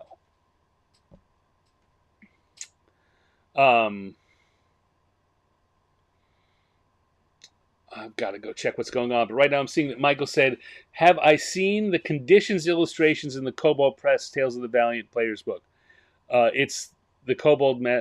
I have, yes. Also, the conditions illustrations in the D&D, the 5e, the original 5e, the 2014 5e books were done by my good friend whose name I'm blanking on right now. And they were very lighthearted, and he has a cartoony style. He has a good animated style, a good motion, a good sense of storytelling, and lighthearted and light line work. They're beautiful. They're gorgeous. They worked great, and they fit D&D to a T. Could they have done it with actual funnier, cartoony versions? Yeah, they could have, but there's less and less taste for doing that uh, in in the publishing world, in the game publishing world, and there hasn't been a lot of it for a while. Before I go, let me come back and see what we got here. Scrolling back up, I see, as a New Yorker, I will say the Ghostbusters depicted the city accurately at the end. Yeah, no, Ghostbusters did a really good job of both Ghostbusters. And I haven't seen the latest one. I haven't seen the one where the kids go back to New York. But all of the previous uh, Ghostbusters did New York right. A lot of other movies don't. A lot of other movies use they want to use buildings or locations that are iconic looking, but because they're iconic looking, anyone who lives in New York knows where they are in the city, and so they very often will juxtapose them. I remember watching several movies where I've said, well, if you look out the driver's side window, clearly they're driving down Broadway. They're driving south on Broadway, and if you look out the passenger side window, they're driving up. They're driving north on 8th Avenue. You can just tell by what they're passing. Uh, does it matter? No, only if I know too much. Michael says Dark Knight Rises uses Pittsburgh for Gotham. Yeah, there's a lot of Pittsburgh, Toronto, and Vancouver are a lot of cities. um, there was a there was a um, Jackie Chan movie, Rumble in the Bronx. Remember Rumble in the Bronx? Which is shot in Vancouver. And Vancouver, in many ways, can be made to give a very, very adequate faux New York. But the climactic scene in Rumble in the Bronx takes place at the pier and on the water, and in the background you you can see the mountains, the Cascade Mountains that surround Vancouver, and there are no mountains in New York that you can see from New York, from Manhattan, from the city. There there are certainly mountains in upstate New York, though none of them look like the Cascades. Um, yeah, it's I remember seeing that in the theater and just busting out laughing in that final scene, and no one I was with could figure out why. I found it so hilarious just watching it, saying that we're down at the New York Harbor. Yeah, right, you are.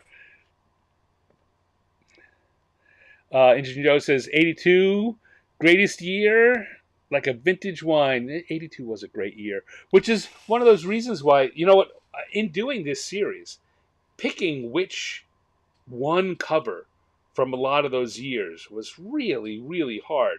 And particularly in the months where I made odd choices, like 82. There were a lot of really good covers in 82. And I chose to do the cartoon from the ads in uh, in Marvel Comics. A lot of people would argue with me that that is the most iconic image for D&D of 82, but it's my show.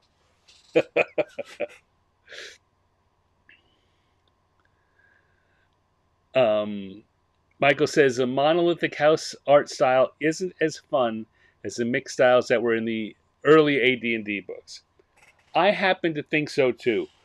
However, I will say that I understand why that approach is made, particularly in a world where everyone is trying to ape. You want to set yourself apart so that when people look at your product, they know it's your product. I understand it, but I think that there's room. I think there's room for both. Always have.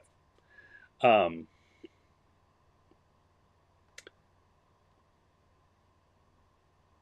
Ironically, Toronto played Pittsburgh in Queer as Folk.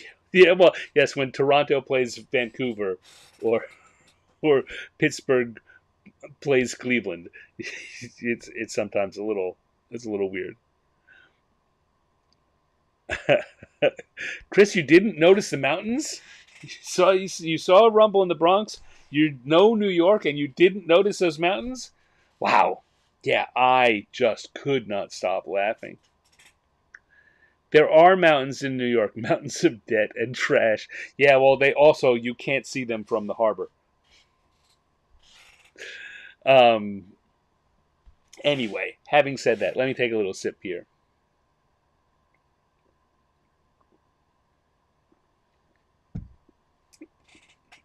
All right. I've now gone off down another rabbit hole.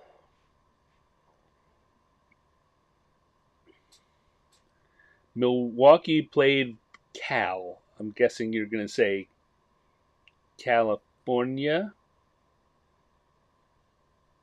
Hi, Dale. Good to see you. All right, now here again, another thing is you can see how greater the detail is on this character who's in the foreground than is on the dwarf. It's easy to zoom in, and it's easy for me to zoom in here, but you can see that the amount of detail I put on this dwarf is less, and I've got to resist the urge, because I can zoom in and make my brushes bigger and smaller, to put more detail on here, because when it's zoomed out to full size, it won't be legible. But let's get in and do it. Oh, Milwaukee played Cleveland in Major League Baseball.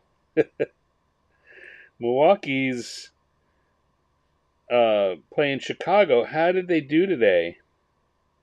Oh, I guess spoilers. Sorry, baseball spoilers. I have not seen it.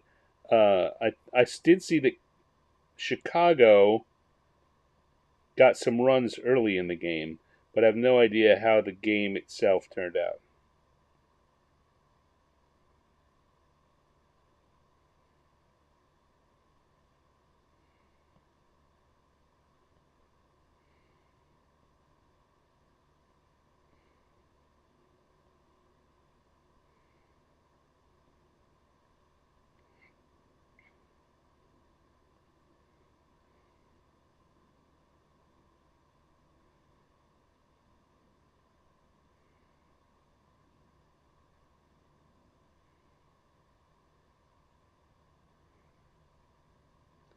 Oh, Dale, you should have been here earlier. We were doing a lot of talking about old old school D&D and playtesting, and I was talking a lot about the TSR Castle and the demos that we would run there. Cubs won. Well, it's a shame.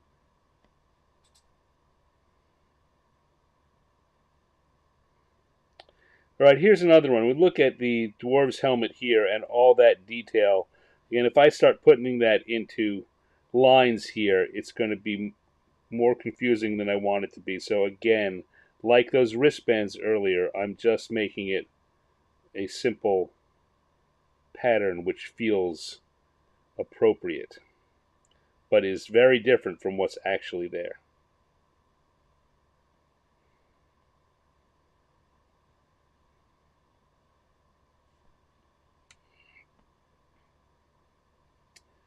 Well, I'm sorry to hear the Cubs won. I'm rooting for Milwaukee.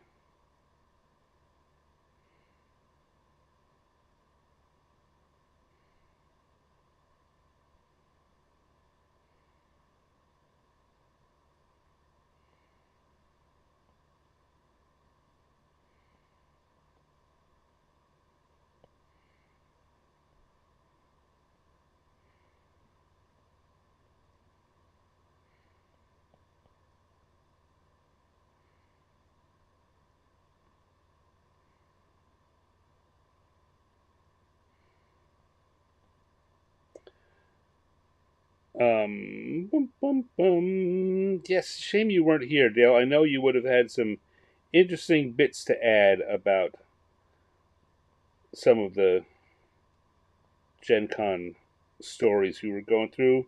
I was um, talking a fair bit about the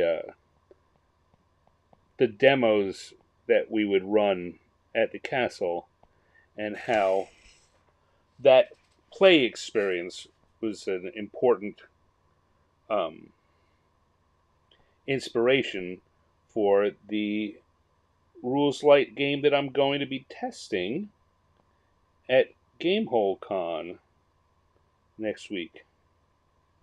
I was also saying that I have finished laying out the 4-page alpha playtest rules that I'm going to give to everyone that plays in one of my events.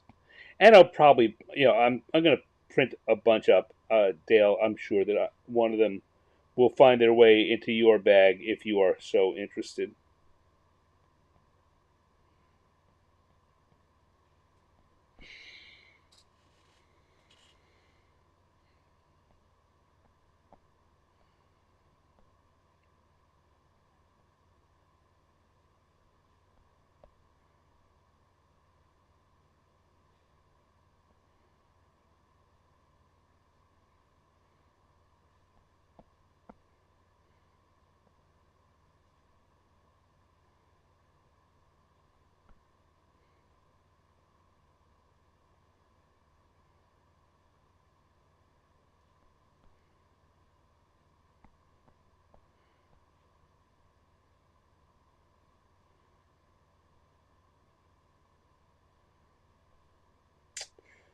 And let's see.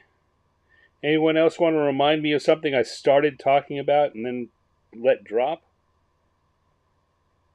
Or suggest something else you want me to talk about?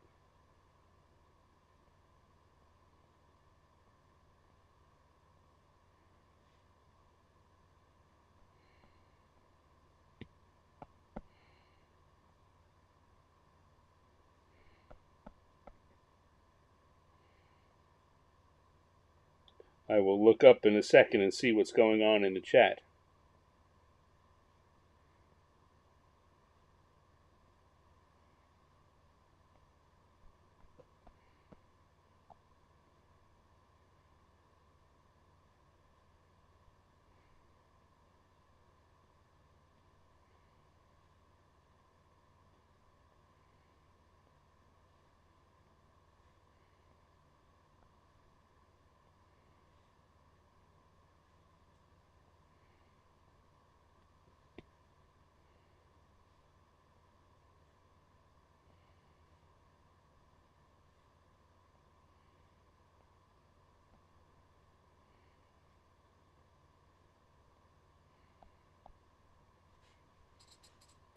Nothing.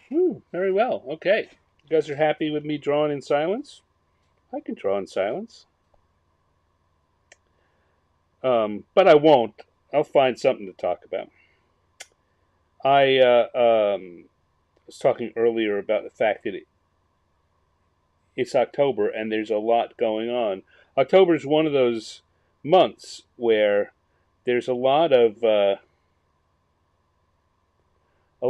creative projects. Right? People, it it grows certainly out of Halloween and people loving making costumes and the popularity of cosplay and all that. But um,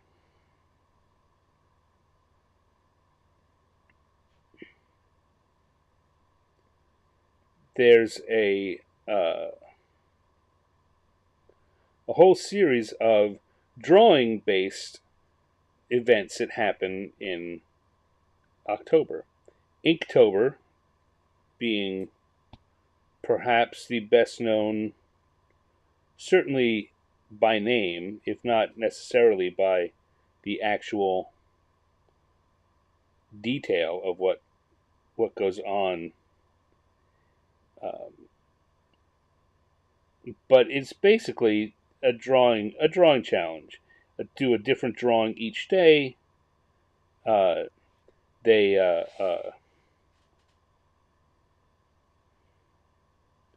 create a theme, and each day there's a new prompt. It's similar to what I do on Thursdays in that each day there's a prompt. It's not randomly generated.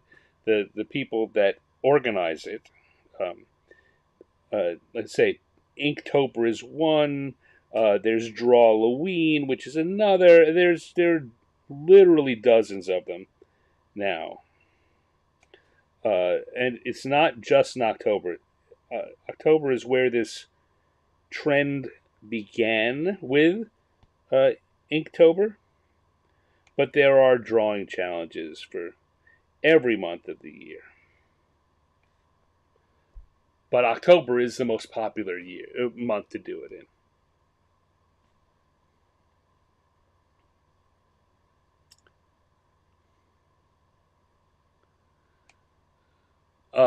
See, I'm curious about Shadow Dark in general and how your campaign is going in particular. All right, I could talk about. Yeah. I was going to say something about that. I'm not. I'm not running it. Monty Cook is running it. It's. You know, uh, I have been lucky enough in my career to work with lots of great people and make friends with lots of great people, including Dale, who's visiting us in the chat today. Uh, and that means that very often my when I just start talking about my home game, it winds up sounding like or being one of those.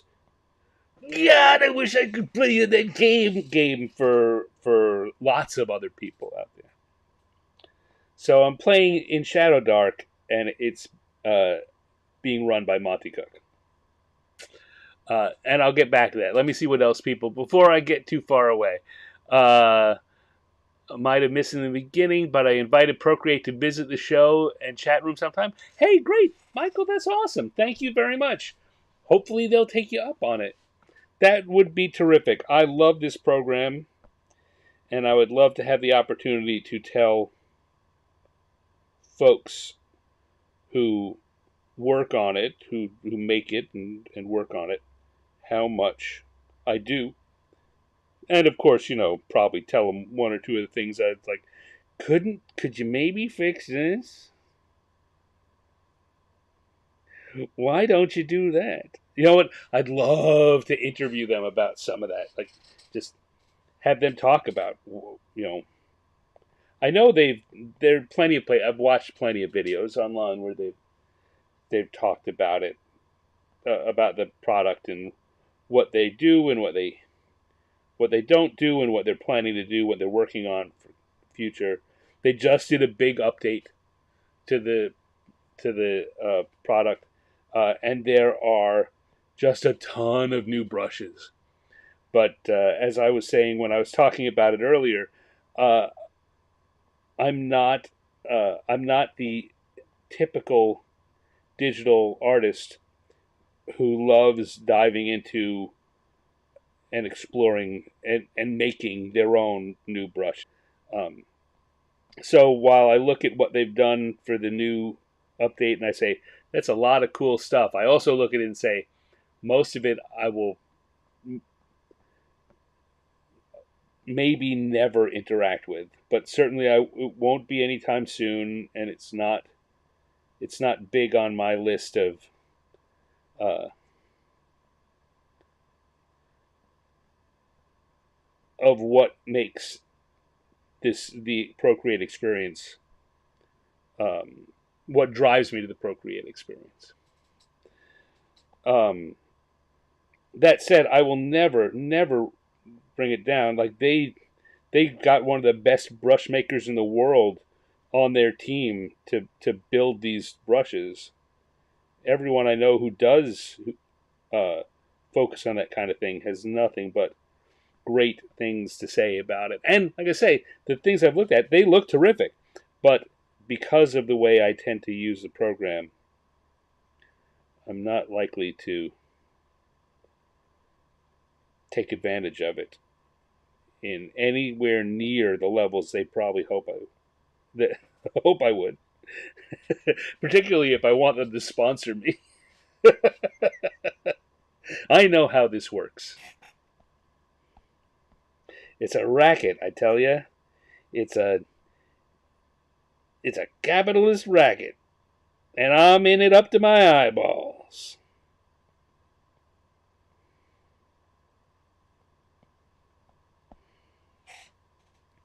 Um,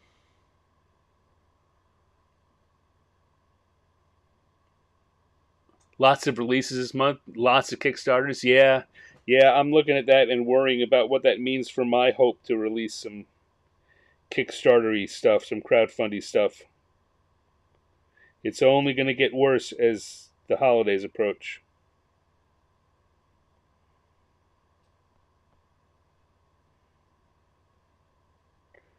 But, and I think I mentioned this last week,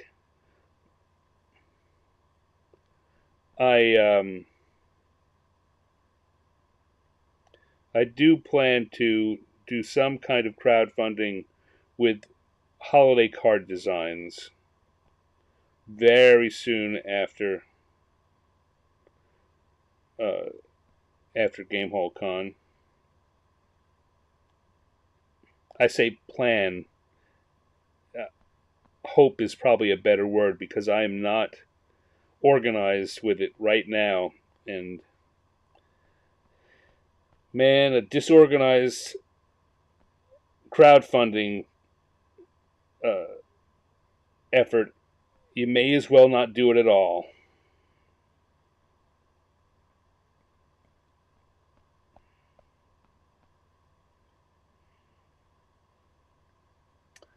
Let's see what else we got. It's cool to hear the heads of game companies playing other companies' games. Yeah, you know what? The thing is, everyone I know in the industry, all of the big names, um, we all we're all gamers. Like we all came out of everyone plays uh,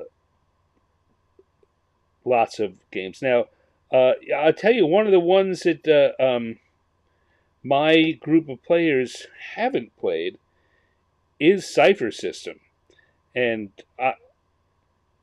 and the reason is that I'm the person that knows it, so I need to run it. And until I get off my butt and prepare something and run and say, okay, my turn. Next time we got an opening, I'm going to run Cipher System. If I do, they're all very willing and very excited to play the game. Um, Now, of course, Cipher System Second Edition is crowdfunding and in the process of happening, and I've downloaded the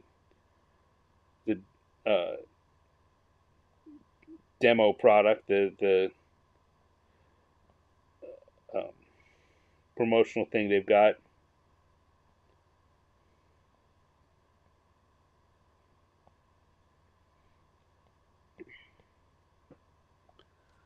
Um,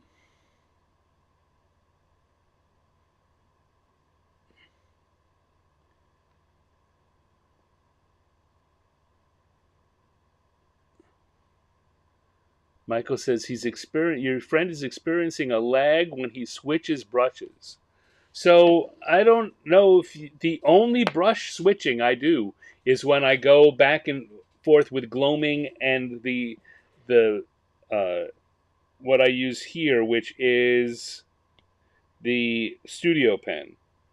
Uh, so that is the most switching I do, and as you can see on a Thursday night on the show, I'm not switching back and forth quickly. So I wouldn't notice a lag like that. It's unlikely to come to my attention. Um, the people that are going to notice that are the ones that will have uh, their own sets of the custom libraries of brushes, so they switch back and forth for different things, which is a great way to do art. But it's not. I'd say I still mostly treat my uh, my digital platform like a piece of paper and a pen. I never switch pens willy nilly back and forth, and so I don't switch brushes quickly like that either.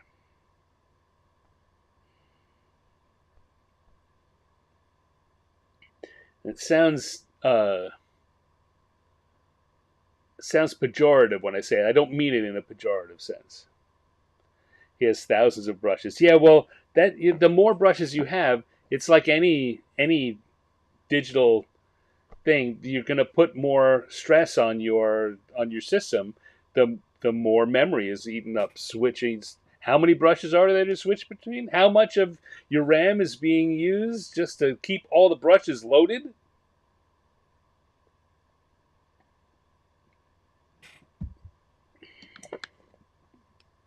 All right. I hadn't noticed those skulls down there.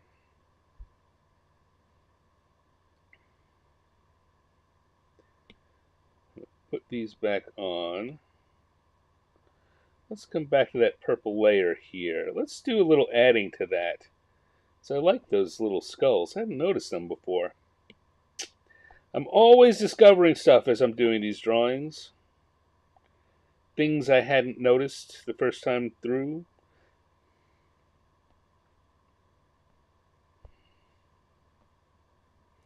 All right.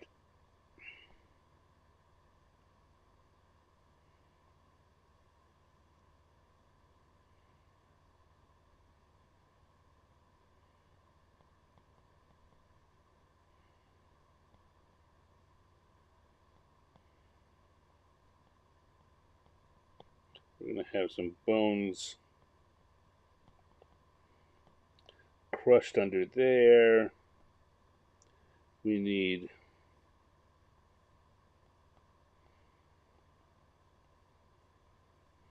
it to be clear that these are two different levels of rock.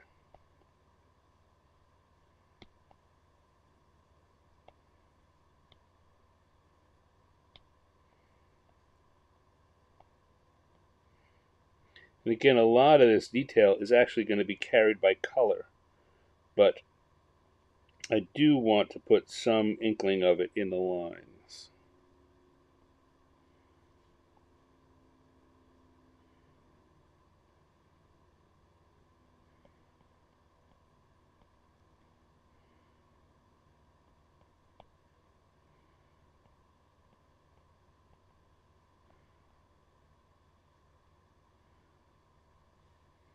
Now I need to be careful here.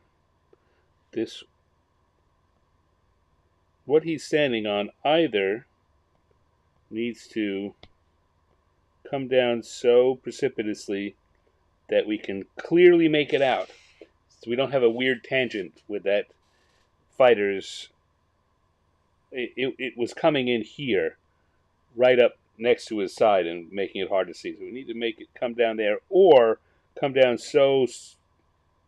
um, so wide that it goes completely behind him and out the side. I think that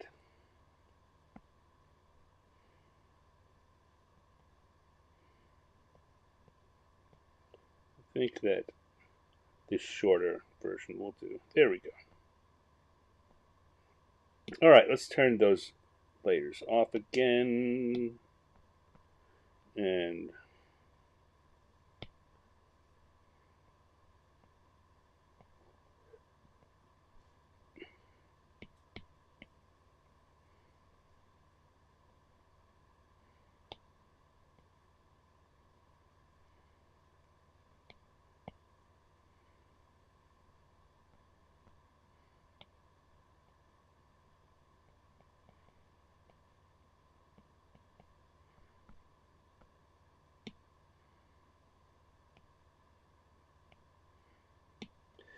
try not to put details. Any detail that I put in there that is behind her head is just never going to get seen.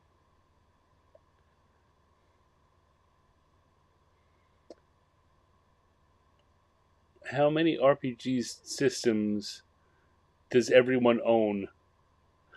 I count all the versions of D&D as one system. Okay, well that changes things. Um, but I got a lot of different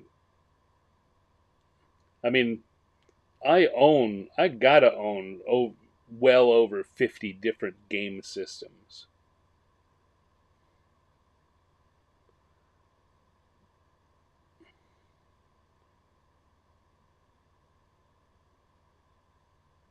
Yeah. I mean, a lot of them are one product that sits there, and a lot of them, the other thing that will come in is um, things that are D20 based.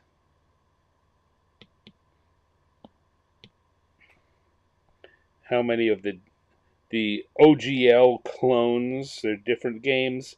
They're sold as separate systems, but they're basically D20 games. Does Pathfinder count as D&D in this? Because first edition Pathfinder,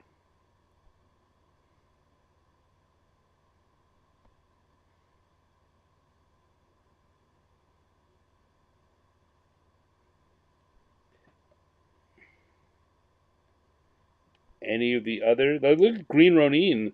They've got a bunch of different games that are built off other games. Mutants and Masterminds is kind of built off True 20, which is a game they did, a core set of rules, um, and Blue Rose is another standalone game, which is basically using the same engine but a little different. There's certainly things that have been marketed as their own engines. So the Fate system, a lot of different games that use it, and uh, a lot of titles which are standalone games, but are basically just implementations of Fate. And again, just is not pejorative there. Um,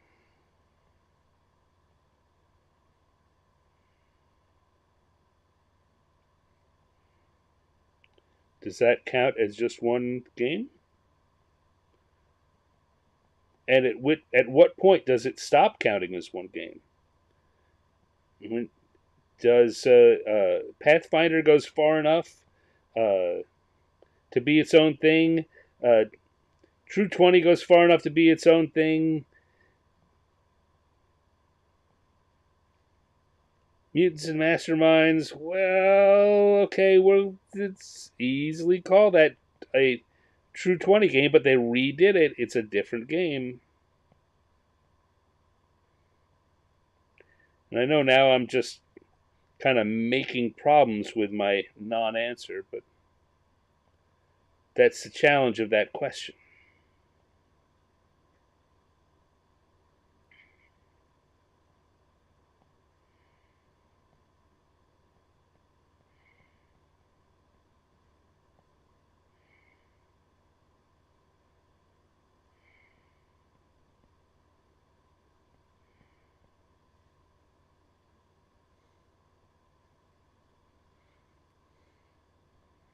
Yeah, and with all of the little mini games,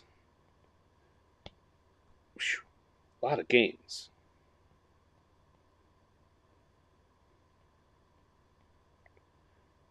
And I think maybe the fun part of this question becomes posing the does this count or does that count? Like, it doesn't really go on to answer your basic question, which if you were hoping to use that to segue into a conversation, I'm derailing. But if you count all of D&D as one game,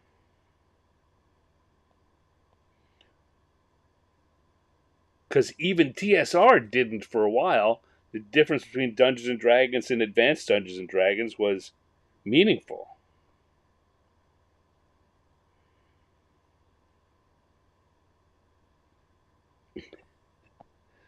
Um,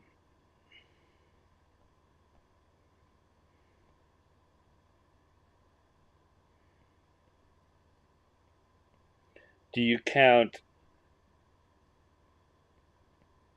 Traveler and Mega Traveler as two different games? Very different systems. Uh, Twilight 2000.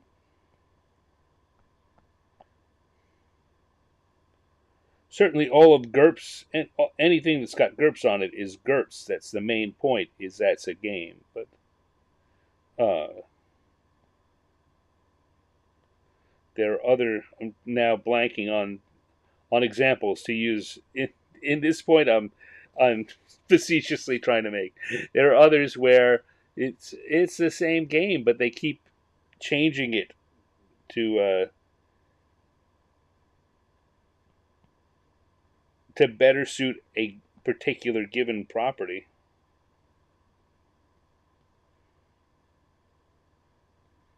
D20 Modern, is that third edition? Is that D&D? Starfinder, is that Pathfinder? I would say it's not. It it it can be a, a thin uh, a thin slice, or it can just be an interesting question. And maybe sometimes the answer will vary depending on why you're asking it, for what purposes. In these purposes, it's a completely different game. For these purposes, it's pretty much the same thing. All of the um, OSR games that are basically uh, original D&D with a twist. Usually one, sometimes two or three, but basically they're the same. Are they different games? Again, I think that the answer, for me, the interesting thing is the answer depends on why you're asking the question, because both arguments can be made.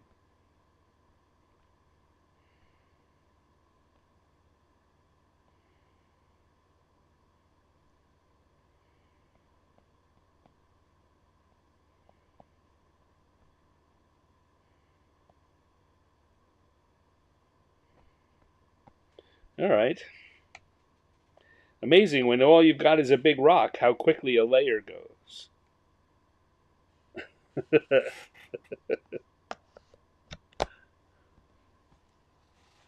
Ay, ay, ay, ay, ay. Oh, stretching, stretching, stretching. I stopped looking at the time a while ago. What time is it? Oh, it's been 2.5 hours. It's a lot of drawing. But in 2.5 hours, what have I gotten done? I have inks for all three of those layers, and just those. I think I will do that final layer, and then I won't do colors. As often happens on these work in progress, I'll wrap up and do the coloring off screen. Um,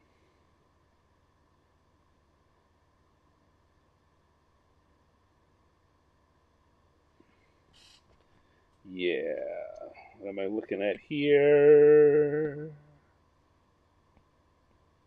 Oh no! Oh no! What did I do? I drew the rock on the wrong layer.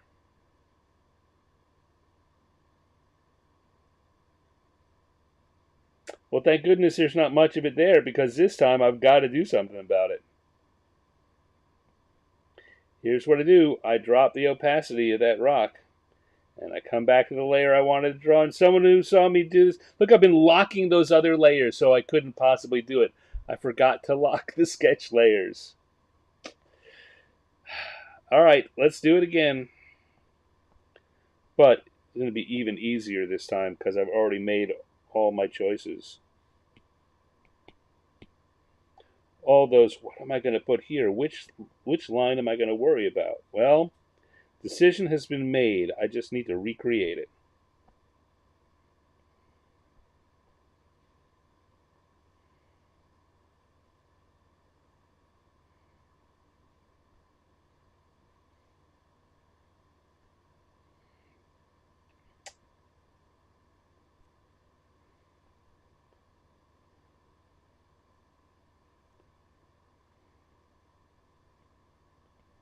Dale, you're going to be at Game Hall Con for at least a day or two, right? I think you were planning on coming for the weekend. Was that it? Or were you not going to come? I have so many people I talked to that might come. I don't remember. I don't remember who told me what.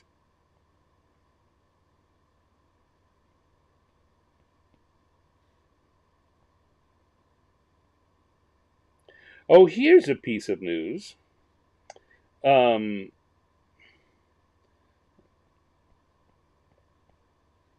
does anyone here? Hopefully, some of you here remember uh, earlier this year when I was doing work on a game about the meat uh, industry, the meat grinding industry. Uh, and I did a bunch of drawings. I designed the game, and I did a bunch of drawings for the cards, and it was in process. It was for a private client who's going to use it as a marketing tool. It was not for publication. Well, a few things have happened recently with that game. One is the cards. We finished the design of the cards a while ago, which was nice. So got to see all my art on the cards in digital form. Uh, well, the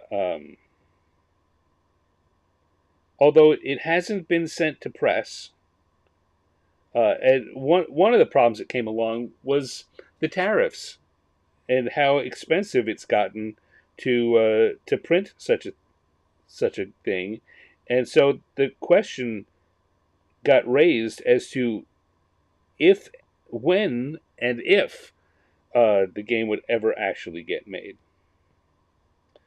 And that question is still out there, but as I say, I designed the game and I did all the art for the game.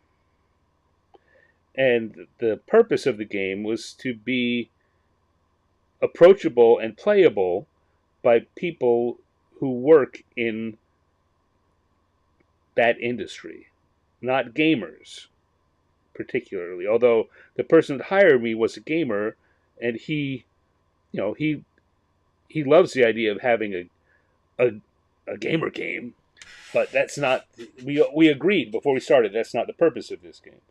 However, I met the objective of making a game that is approachable and playable by people in the meat industry, and is also kind of fun for gamers.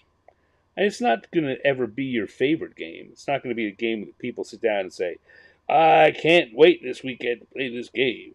But everyone I did playtesting with, has told me they want to play it again. We should play that again sometime. So, with that in mind, there is now uh, it's not a for sure thing at all. It's not even close to a for sure thing.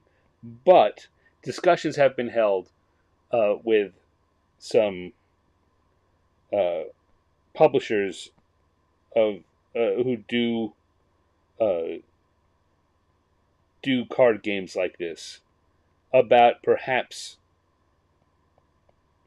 putting it out as a for sale product, which is very cool.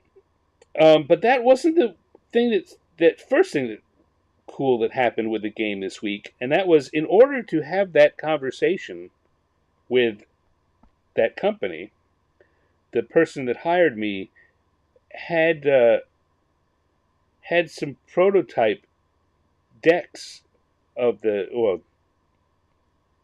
game printed out so that they could take it and show it around. And they are sending me one of the prototypes. So I'm going to get a copy uh, of my game, a fully printed with all the art and all of everything copy of the game. And I should, if all goes well with the shipping, I should have a copy with me at Gamehole Con.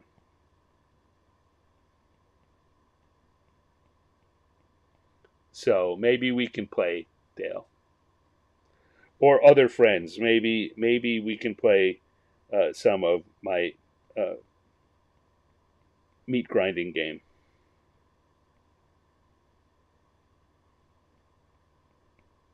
At the very least, I can take it out and show you how pretty the art is, how pretty the cards look.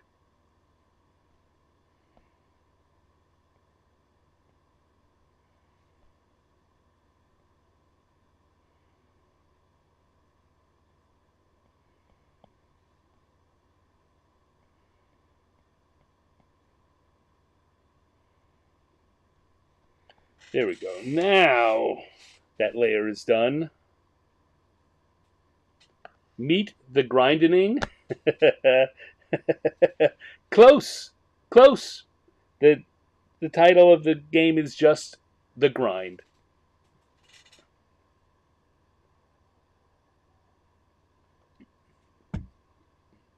Did I never show you guys any of the meat art? That sounds so ridiculous. All right, so that's done. That's done. That's done. We can turn off all the. Look at those. Look at how that coming together. Um,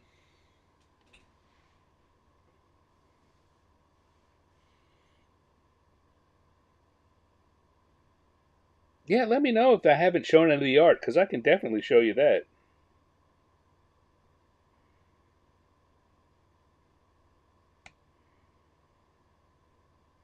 All right, so what am I going to do? I want to lock this layer. I want to go back and, oh, well, let's see. I want to come back to this layer one more time and alpha lock that and fill it so that it goes back to just being purple.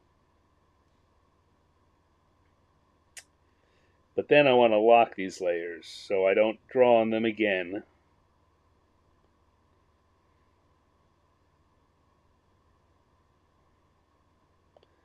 And I want to add one more layer up here, and we will draw the pillars in the background. And that'll be all we do for today. No, I kept those close to the vest. Oh. Well, I'll tell you what, before I draw these pillars, would you like to see some meat drawings? That sounds like the kind of thing that gets you arrested in some states. All I asked was if he wanted to see some meat drawings.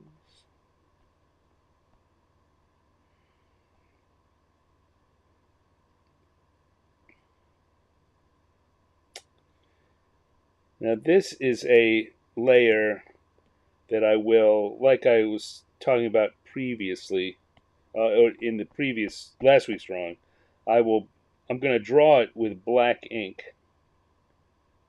But when I'm done, damn it. But when I'm doing the coloring, I'm going to change this color to something lighter so that it drops into the background.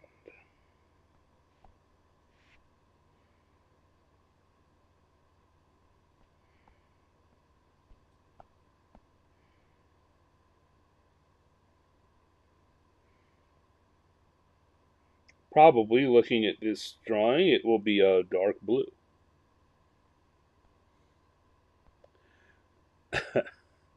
We'd love to see your meat drawings. I had a feeling you would say that, but I wanted to give you the option to the chance to opt out. It's like, oh my God, no meat drawings. Why in the world would we want to see those?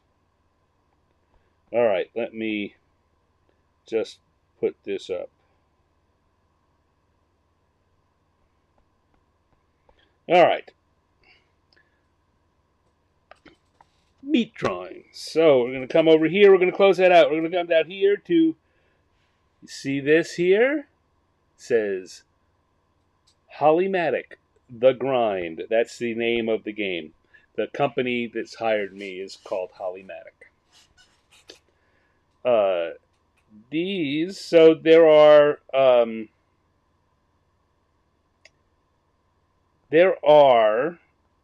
three types of cards in the game.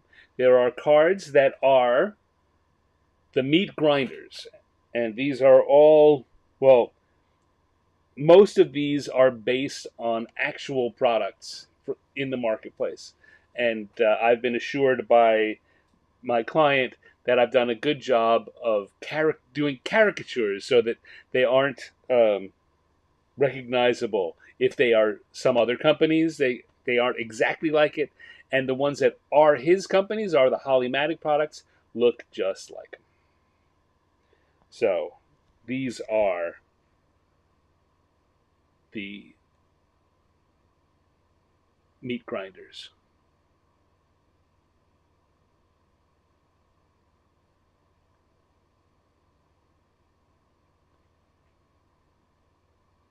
Oh, Michael's heading out to watch Colbert. Well, Michael, maybe Michael will come back and watch the tail end of this later on. Oh, you'll stick around if I do it? Well, here we go. I'm doing it now. But I'll try and hurry it up so you can see Colbert. Wait, Colbert's not on this week. What are you talking about? I think. Is he taking the week off? Or was he just not on last night?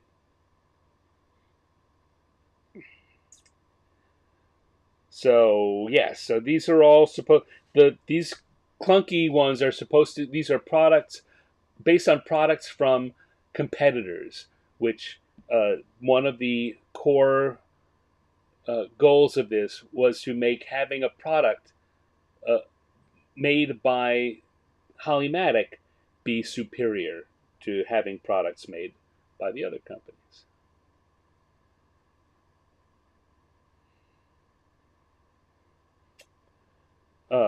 Yeah, so only so much so interesting meat grinders can be, but there we go. This one I thought this looks just like what the actual thing looks like, and I thought this looks like something from Medbay on the Enterprise. This looks like a sci-fi medical device.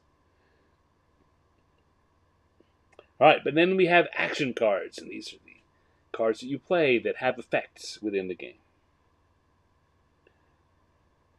Sometimes it causes machines to break. Badly.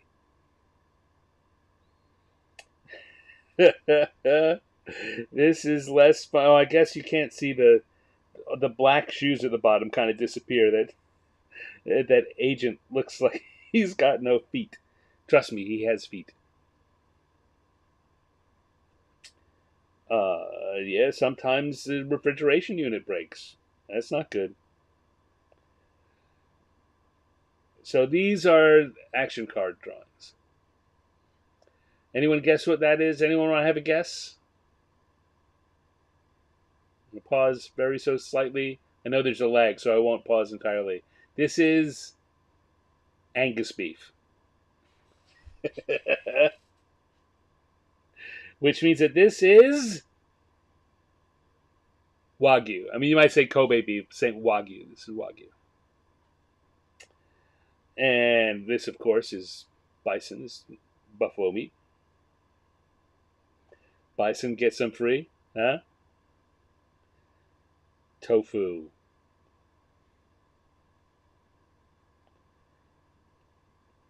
Steaks.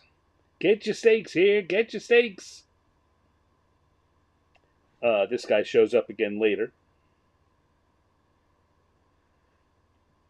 And sometimes in the game you can just get more meat.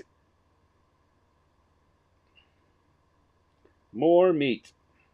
These now are this.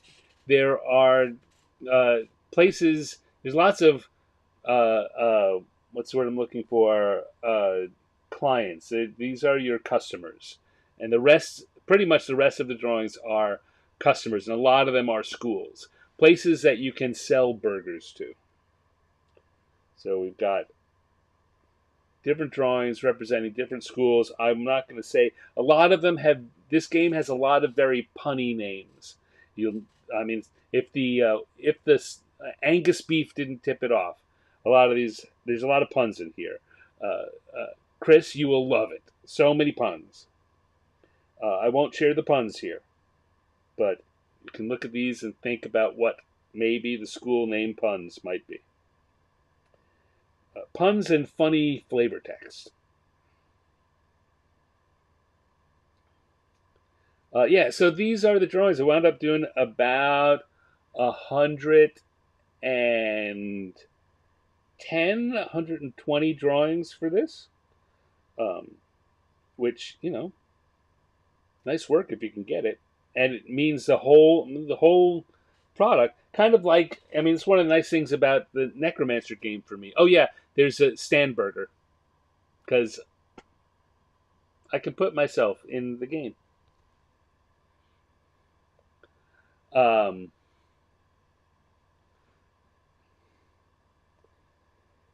yeah, so it's like I say, just looking at the cards digitally was terrific. I can't wait to get these printout that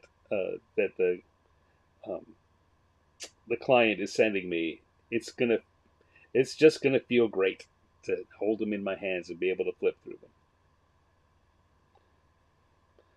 So I tried to give all of the characters, wide range of uh, backgrounds and good mix of men and women and different ethnic backgrounds.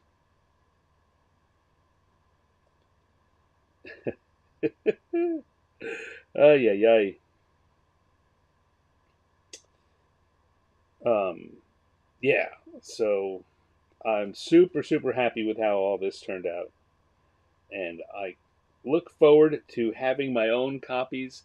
And I hope, see, he told you that guy would be back again. I hope that uh, the gaming gods are with us, and someday it is a product that folks can buy on the open market. I don't imagine that it'll sell super loads, but I'm confident that it's a game that is uh, worth picking up and playing for a reasonable price. A lot of people who saw this drawing are very weirded out, and I suppose reasonably so, because one supposes that this bison might be making bison burgers. That's a little strange. Vegans, low energy, very low energy.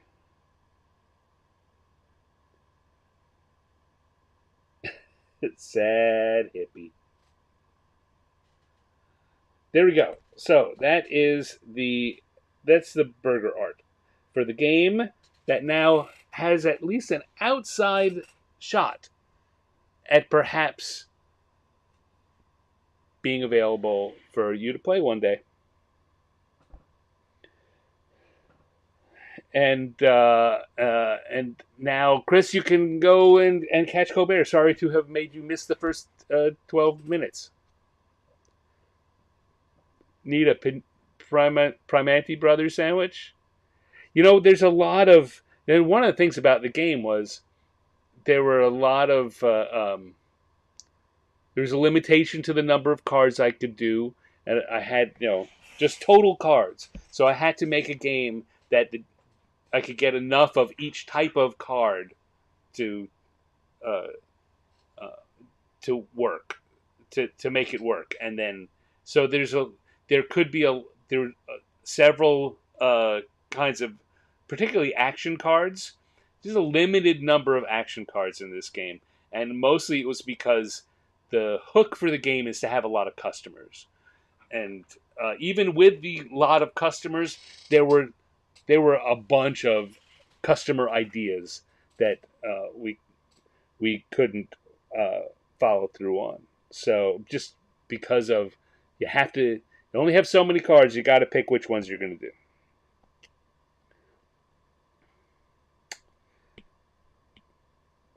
So I'm very excited about that. If you are watching this and you're going to see me at Gamehole Con, or I suppose also at Page or any other uh, game convention I'm at, uh, and you're curious, ask me if I brought the meat game, because if I did, then I will be happy to demo it for you. We can get a few people together and play a game of the grind. Yeah, expansion packs, right? If this that's always part of the hope. This is going to be so popular that they'll want to do more.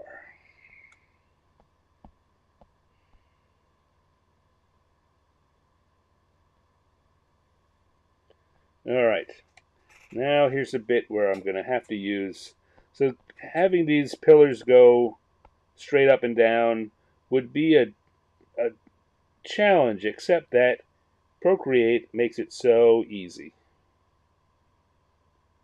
I draw a line, a roughly straight line. It snaps it into an actual straight line. I hold down on the screen and it makes it perpendicular, straight up and down.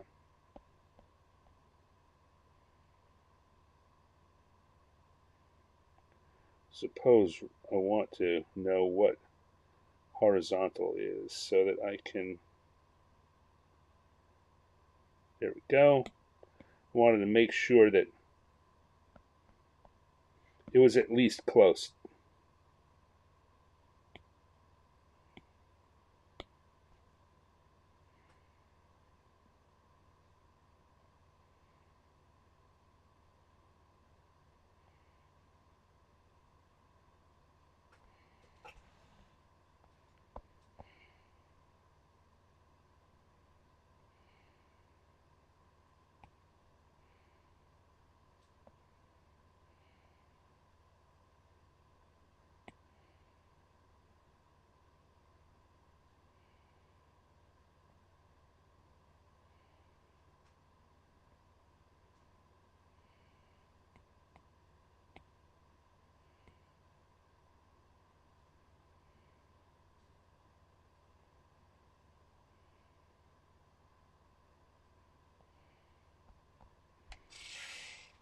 There we go. That's looking good.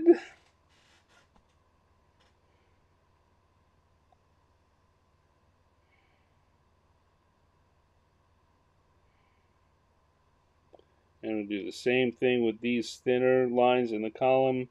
Make sure that they are perpendicular.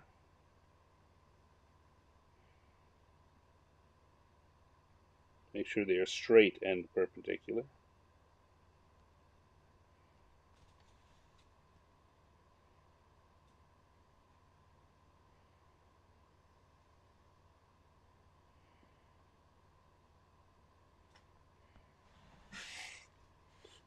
Turn off the. Yeah, that's looking good.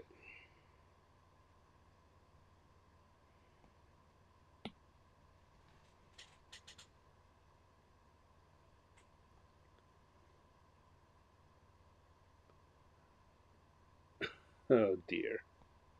I just saw the spam joke. Chris, it's time for you to go watch Colbert.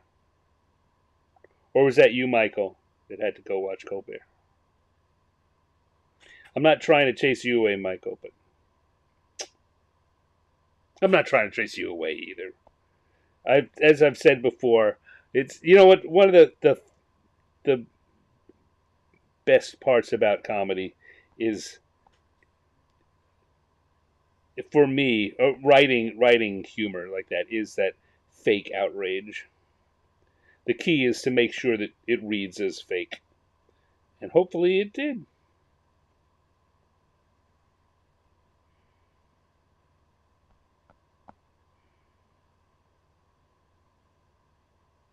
as I've said to you before, Chris, I am and I suppose as those meat cards show, I am a fan of the pun, but boy, is it fun to be mock outraged about a pun.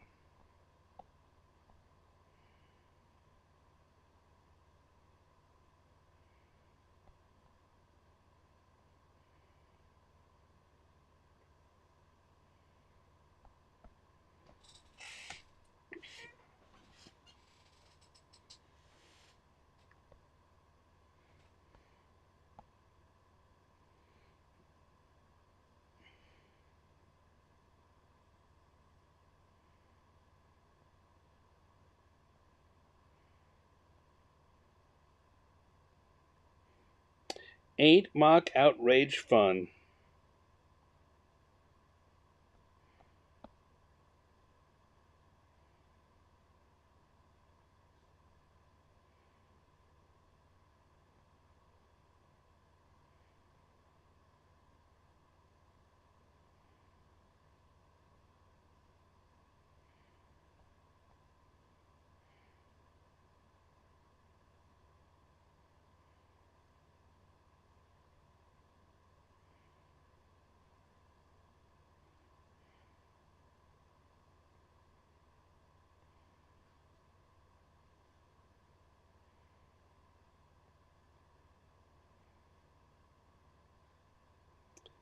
I have always enjoyed the challenge of trying to approximate one different classical art forms in cartoon, like trying to draw a Greek sculpture, trying to draw a sculpture, and make it look different than in cartooning. Any 2D object mostly looks like the same kind of thing. So how do you make it clear? If you look at a sculpture, you can look at it and tell it doesn't look like it's flesh and blood just by the look of it. You don't have to think about it or touch it. You can look at it and tell. Now, some of that is color. That certainly helps. But some of it is in the line work.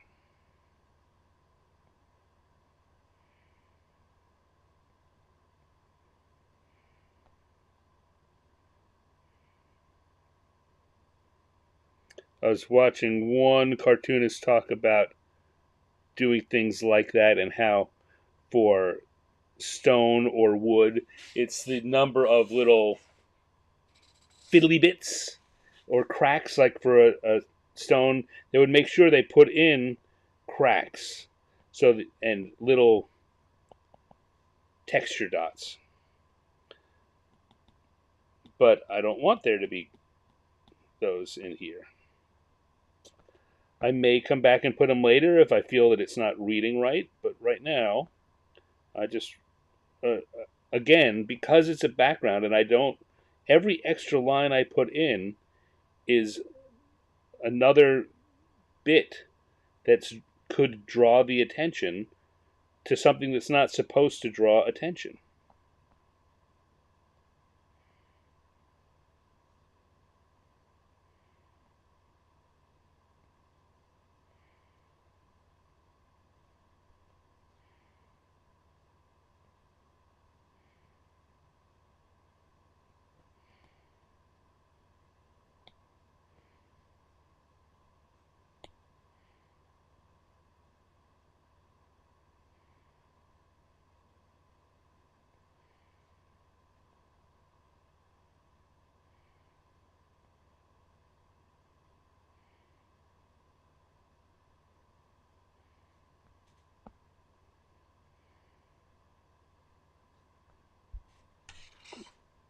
There we go. That'll do. That'll do.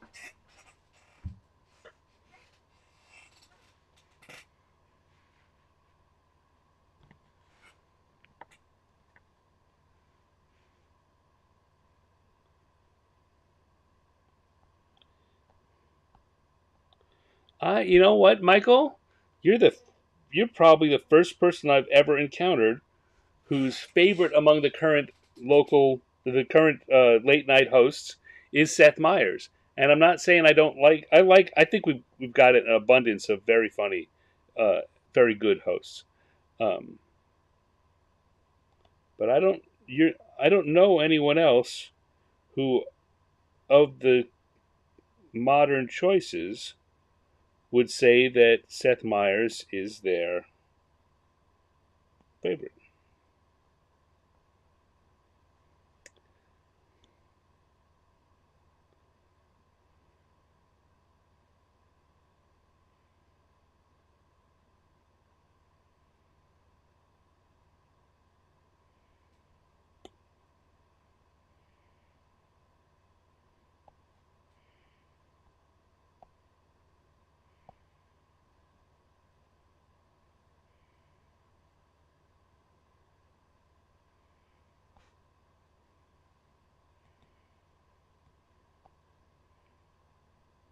Colbert is certainly my favorite, and part of it is his love of geekness, of all things geek. Um,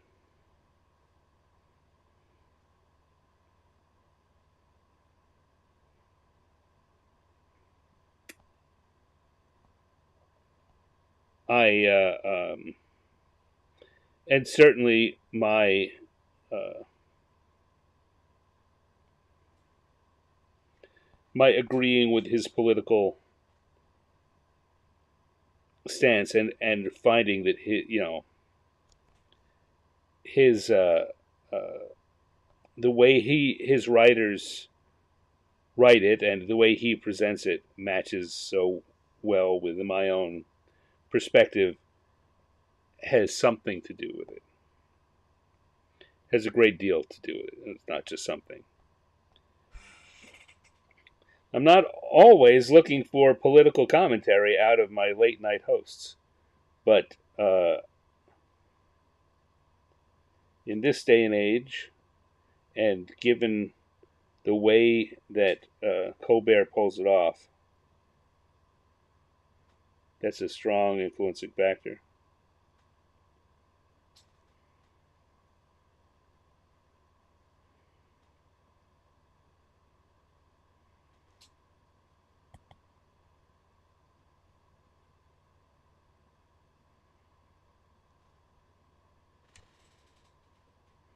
All right, all right. So let's lock that also. Oh no, let's not lock it yet because that selection combines down with layer 8. See, because right now, layer 8 is over. Oh, if I turn off that, layer 8 is over there, and I just did those others on another layer. But I want them all to be one layer. So now they're on one layer. We've got our dwarf, we've got our minotaur, and we've got our fighter and magic user up front, and we have enough drawing for one evening. So it's done here. As so often is the case, I will finish this offline, and if you want to be among the first people to see it, then you definitely should be subscribed to the free newsletter, 50 Years in the Dungeon.substack.com. I've been thinking about starting to do more. So right now, 50 Years in the Dungeon.substack.com is just about this show. It's just stuff for this show. Um, but I'm thinking about starting to either. I've been toying with either starting a new Substack to do some different things, or just expanding the 50 years one. And it seems better to me to expand the 50 years one to include more stuff. Still not 100% sure I'm going to do it, but I've been very much toying with the idea. Did I know that Colbert's first RPG was Metamorphosis Alpha? I did. Yeah, I saw him mention that on an interview.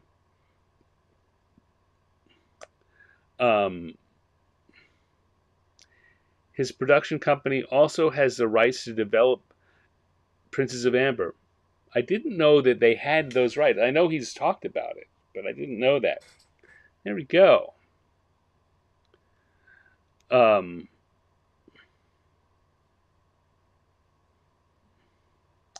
do I know the folks at Atlas Games and John Nephew? I know them. And I know them well enough to, when we're in the same place, go up to them and say, "Hey, John, how's it going?" But I don't interact with them on a regular basis. Uh, um, so, yes. Yeah, no, John and Michelle and all the other folks who have worked on and around Atlas Games and do great work. Um, I know them, but I don't know them. Why do you ask? He said, pausing for a sip of his soda.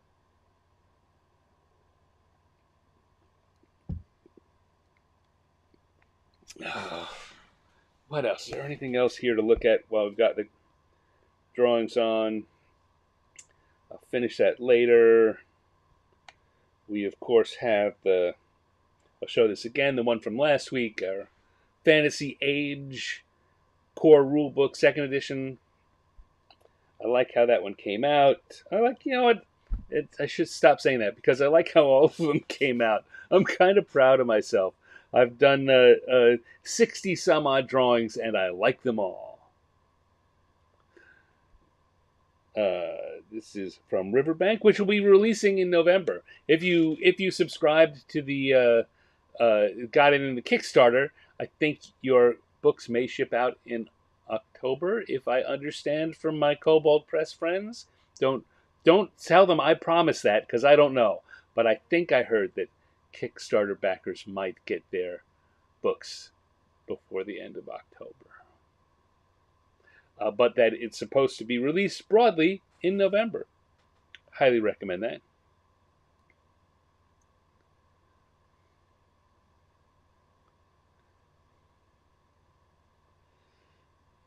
Fan of their recycling replay shop? Yeah, you know what? John would be a great. Yeah, he should definitely be on the list for someone to bring on the show. It's a very good idea. Guess what? Now he's on the list.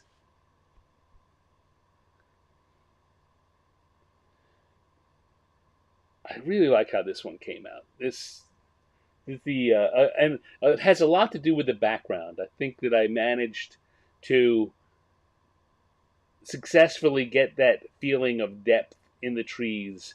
I did better than I thought I could do.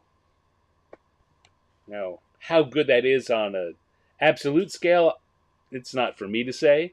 But I did better than I thought I was going to. I had a greater success than I had given myself credit for. All right, enough of that. Enough of that. Time to wrap this here thing up. We're going to flip back over here, so it's just my big face. Big face. Thank you, everyone, for stopping in and hanging out with me tonight for an evening of work in progress. We got all of the line work done for the book of Dungeon Encounters, and I will finish up the coloring work on my own off screen. Next week, I think there is going to be no show next week. In fact, I'm pretty sure, because there certainly won't be a live show next Wednesday because I'm going to be traveling. I'm going to either still be on my way or in Madison, Wisconsin next Wednesday. So there will be no 50 Years in the Dungeon next week. Tomorrow night, there will be a new Random Encounters show, so I hope you all can make it for that. And you should subscribe to my YouTube channel. I think, depending on how my writing work goes over the next couple of days, I may try to record an episode of Random Encounters to release next Thursday. Next Thursday, of course, being my actual birthday. So it would be a themed episode. Last year for my birthday, it was my 60th birthday last year, so it was all about me, and I kind of had fun doing the subject was just me in different situations. So if I do one for pre-recorded, it will probably be another one of those. That may be Sunday afternoon Pacific time. If it happens, that would likely be when. So keep your eye on the channel, and say if you subscribe and click the little notification bell, you'll be told every time I'm getting ready to go live. Every time I am live, or when I release some new uh, video or video announcement. I'd really appreciate it if you did that. Also, we've been here 3 hours. If you've been here 3 hours, hey, gotta give me a heart. Give me a like. Give me a like. You've liked it. If you've been rage watching for 3 hours, you need some help. So click and like would be great. After we finish this, if you could leave a comment, that would also be awesome. All of these things help to get this program shown to new people, and we can grow our audience, grow more friends for us all to hang out and joke and chat with. Once again, we've got the 50 Years in the Dungeon.substack.com free newsletter. Please sign up if you want to be more involved in all the various things that are going on in the world of Stan. Well, then, my Patreon is a place to be. Patreon.com/StanX. There's also a free option there, but, it's Patreon. The hope. I'm just saying, not a lot, just a little. All right, the end. Thank you, Chris. Chris says safe travels. Thank you, George Colbert. I will be back tomorrow night and some other time soon. Until then, thank you, everyone. Take care.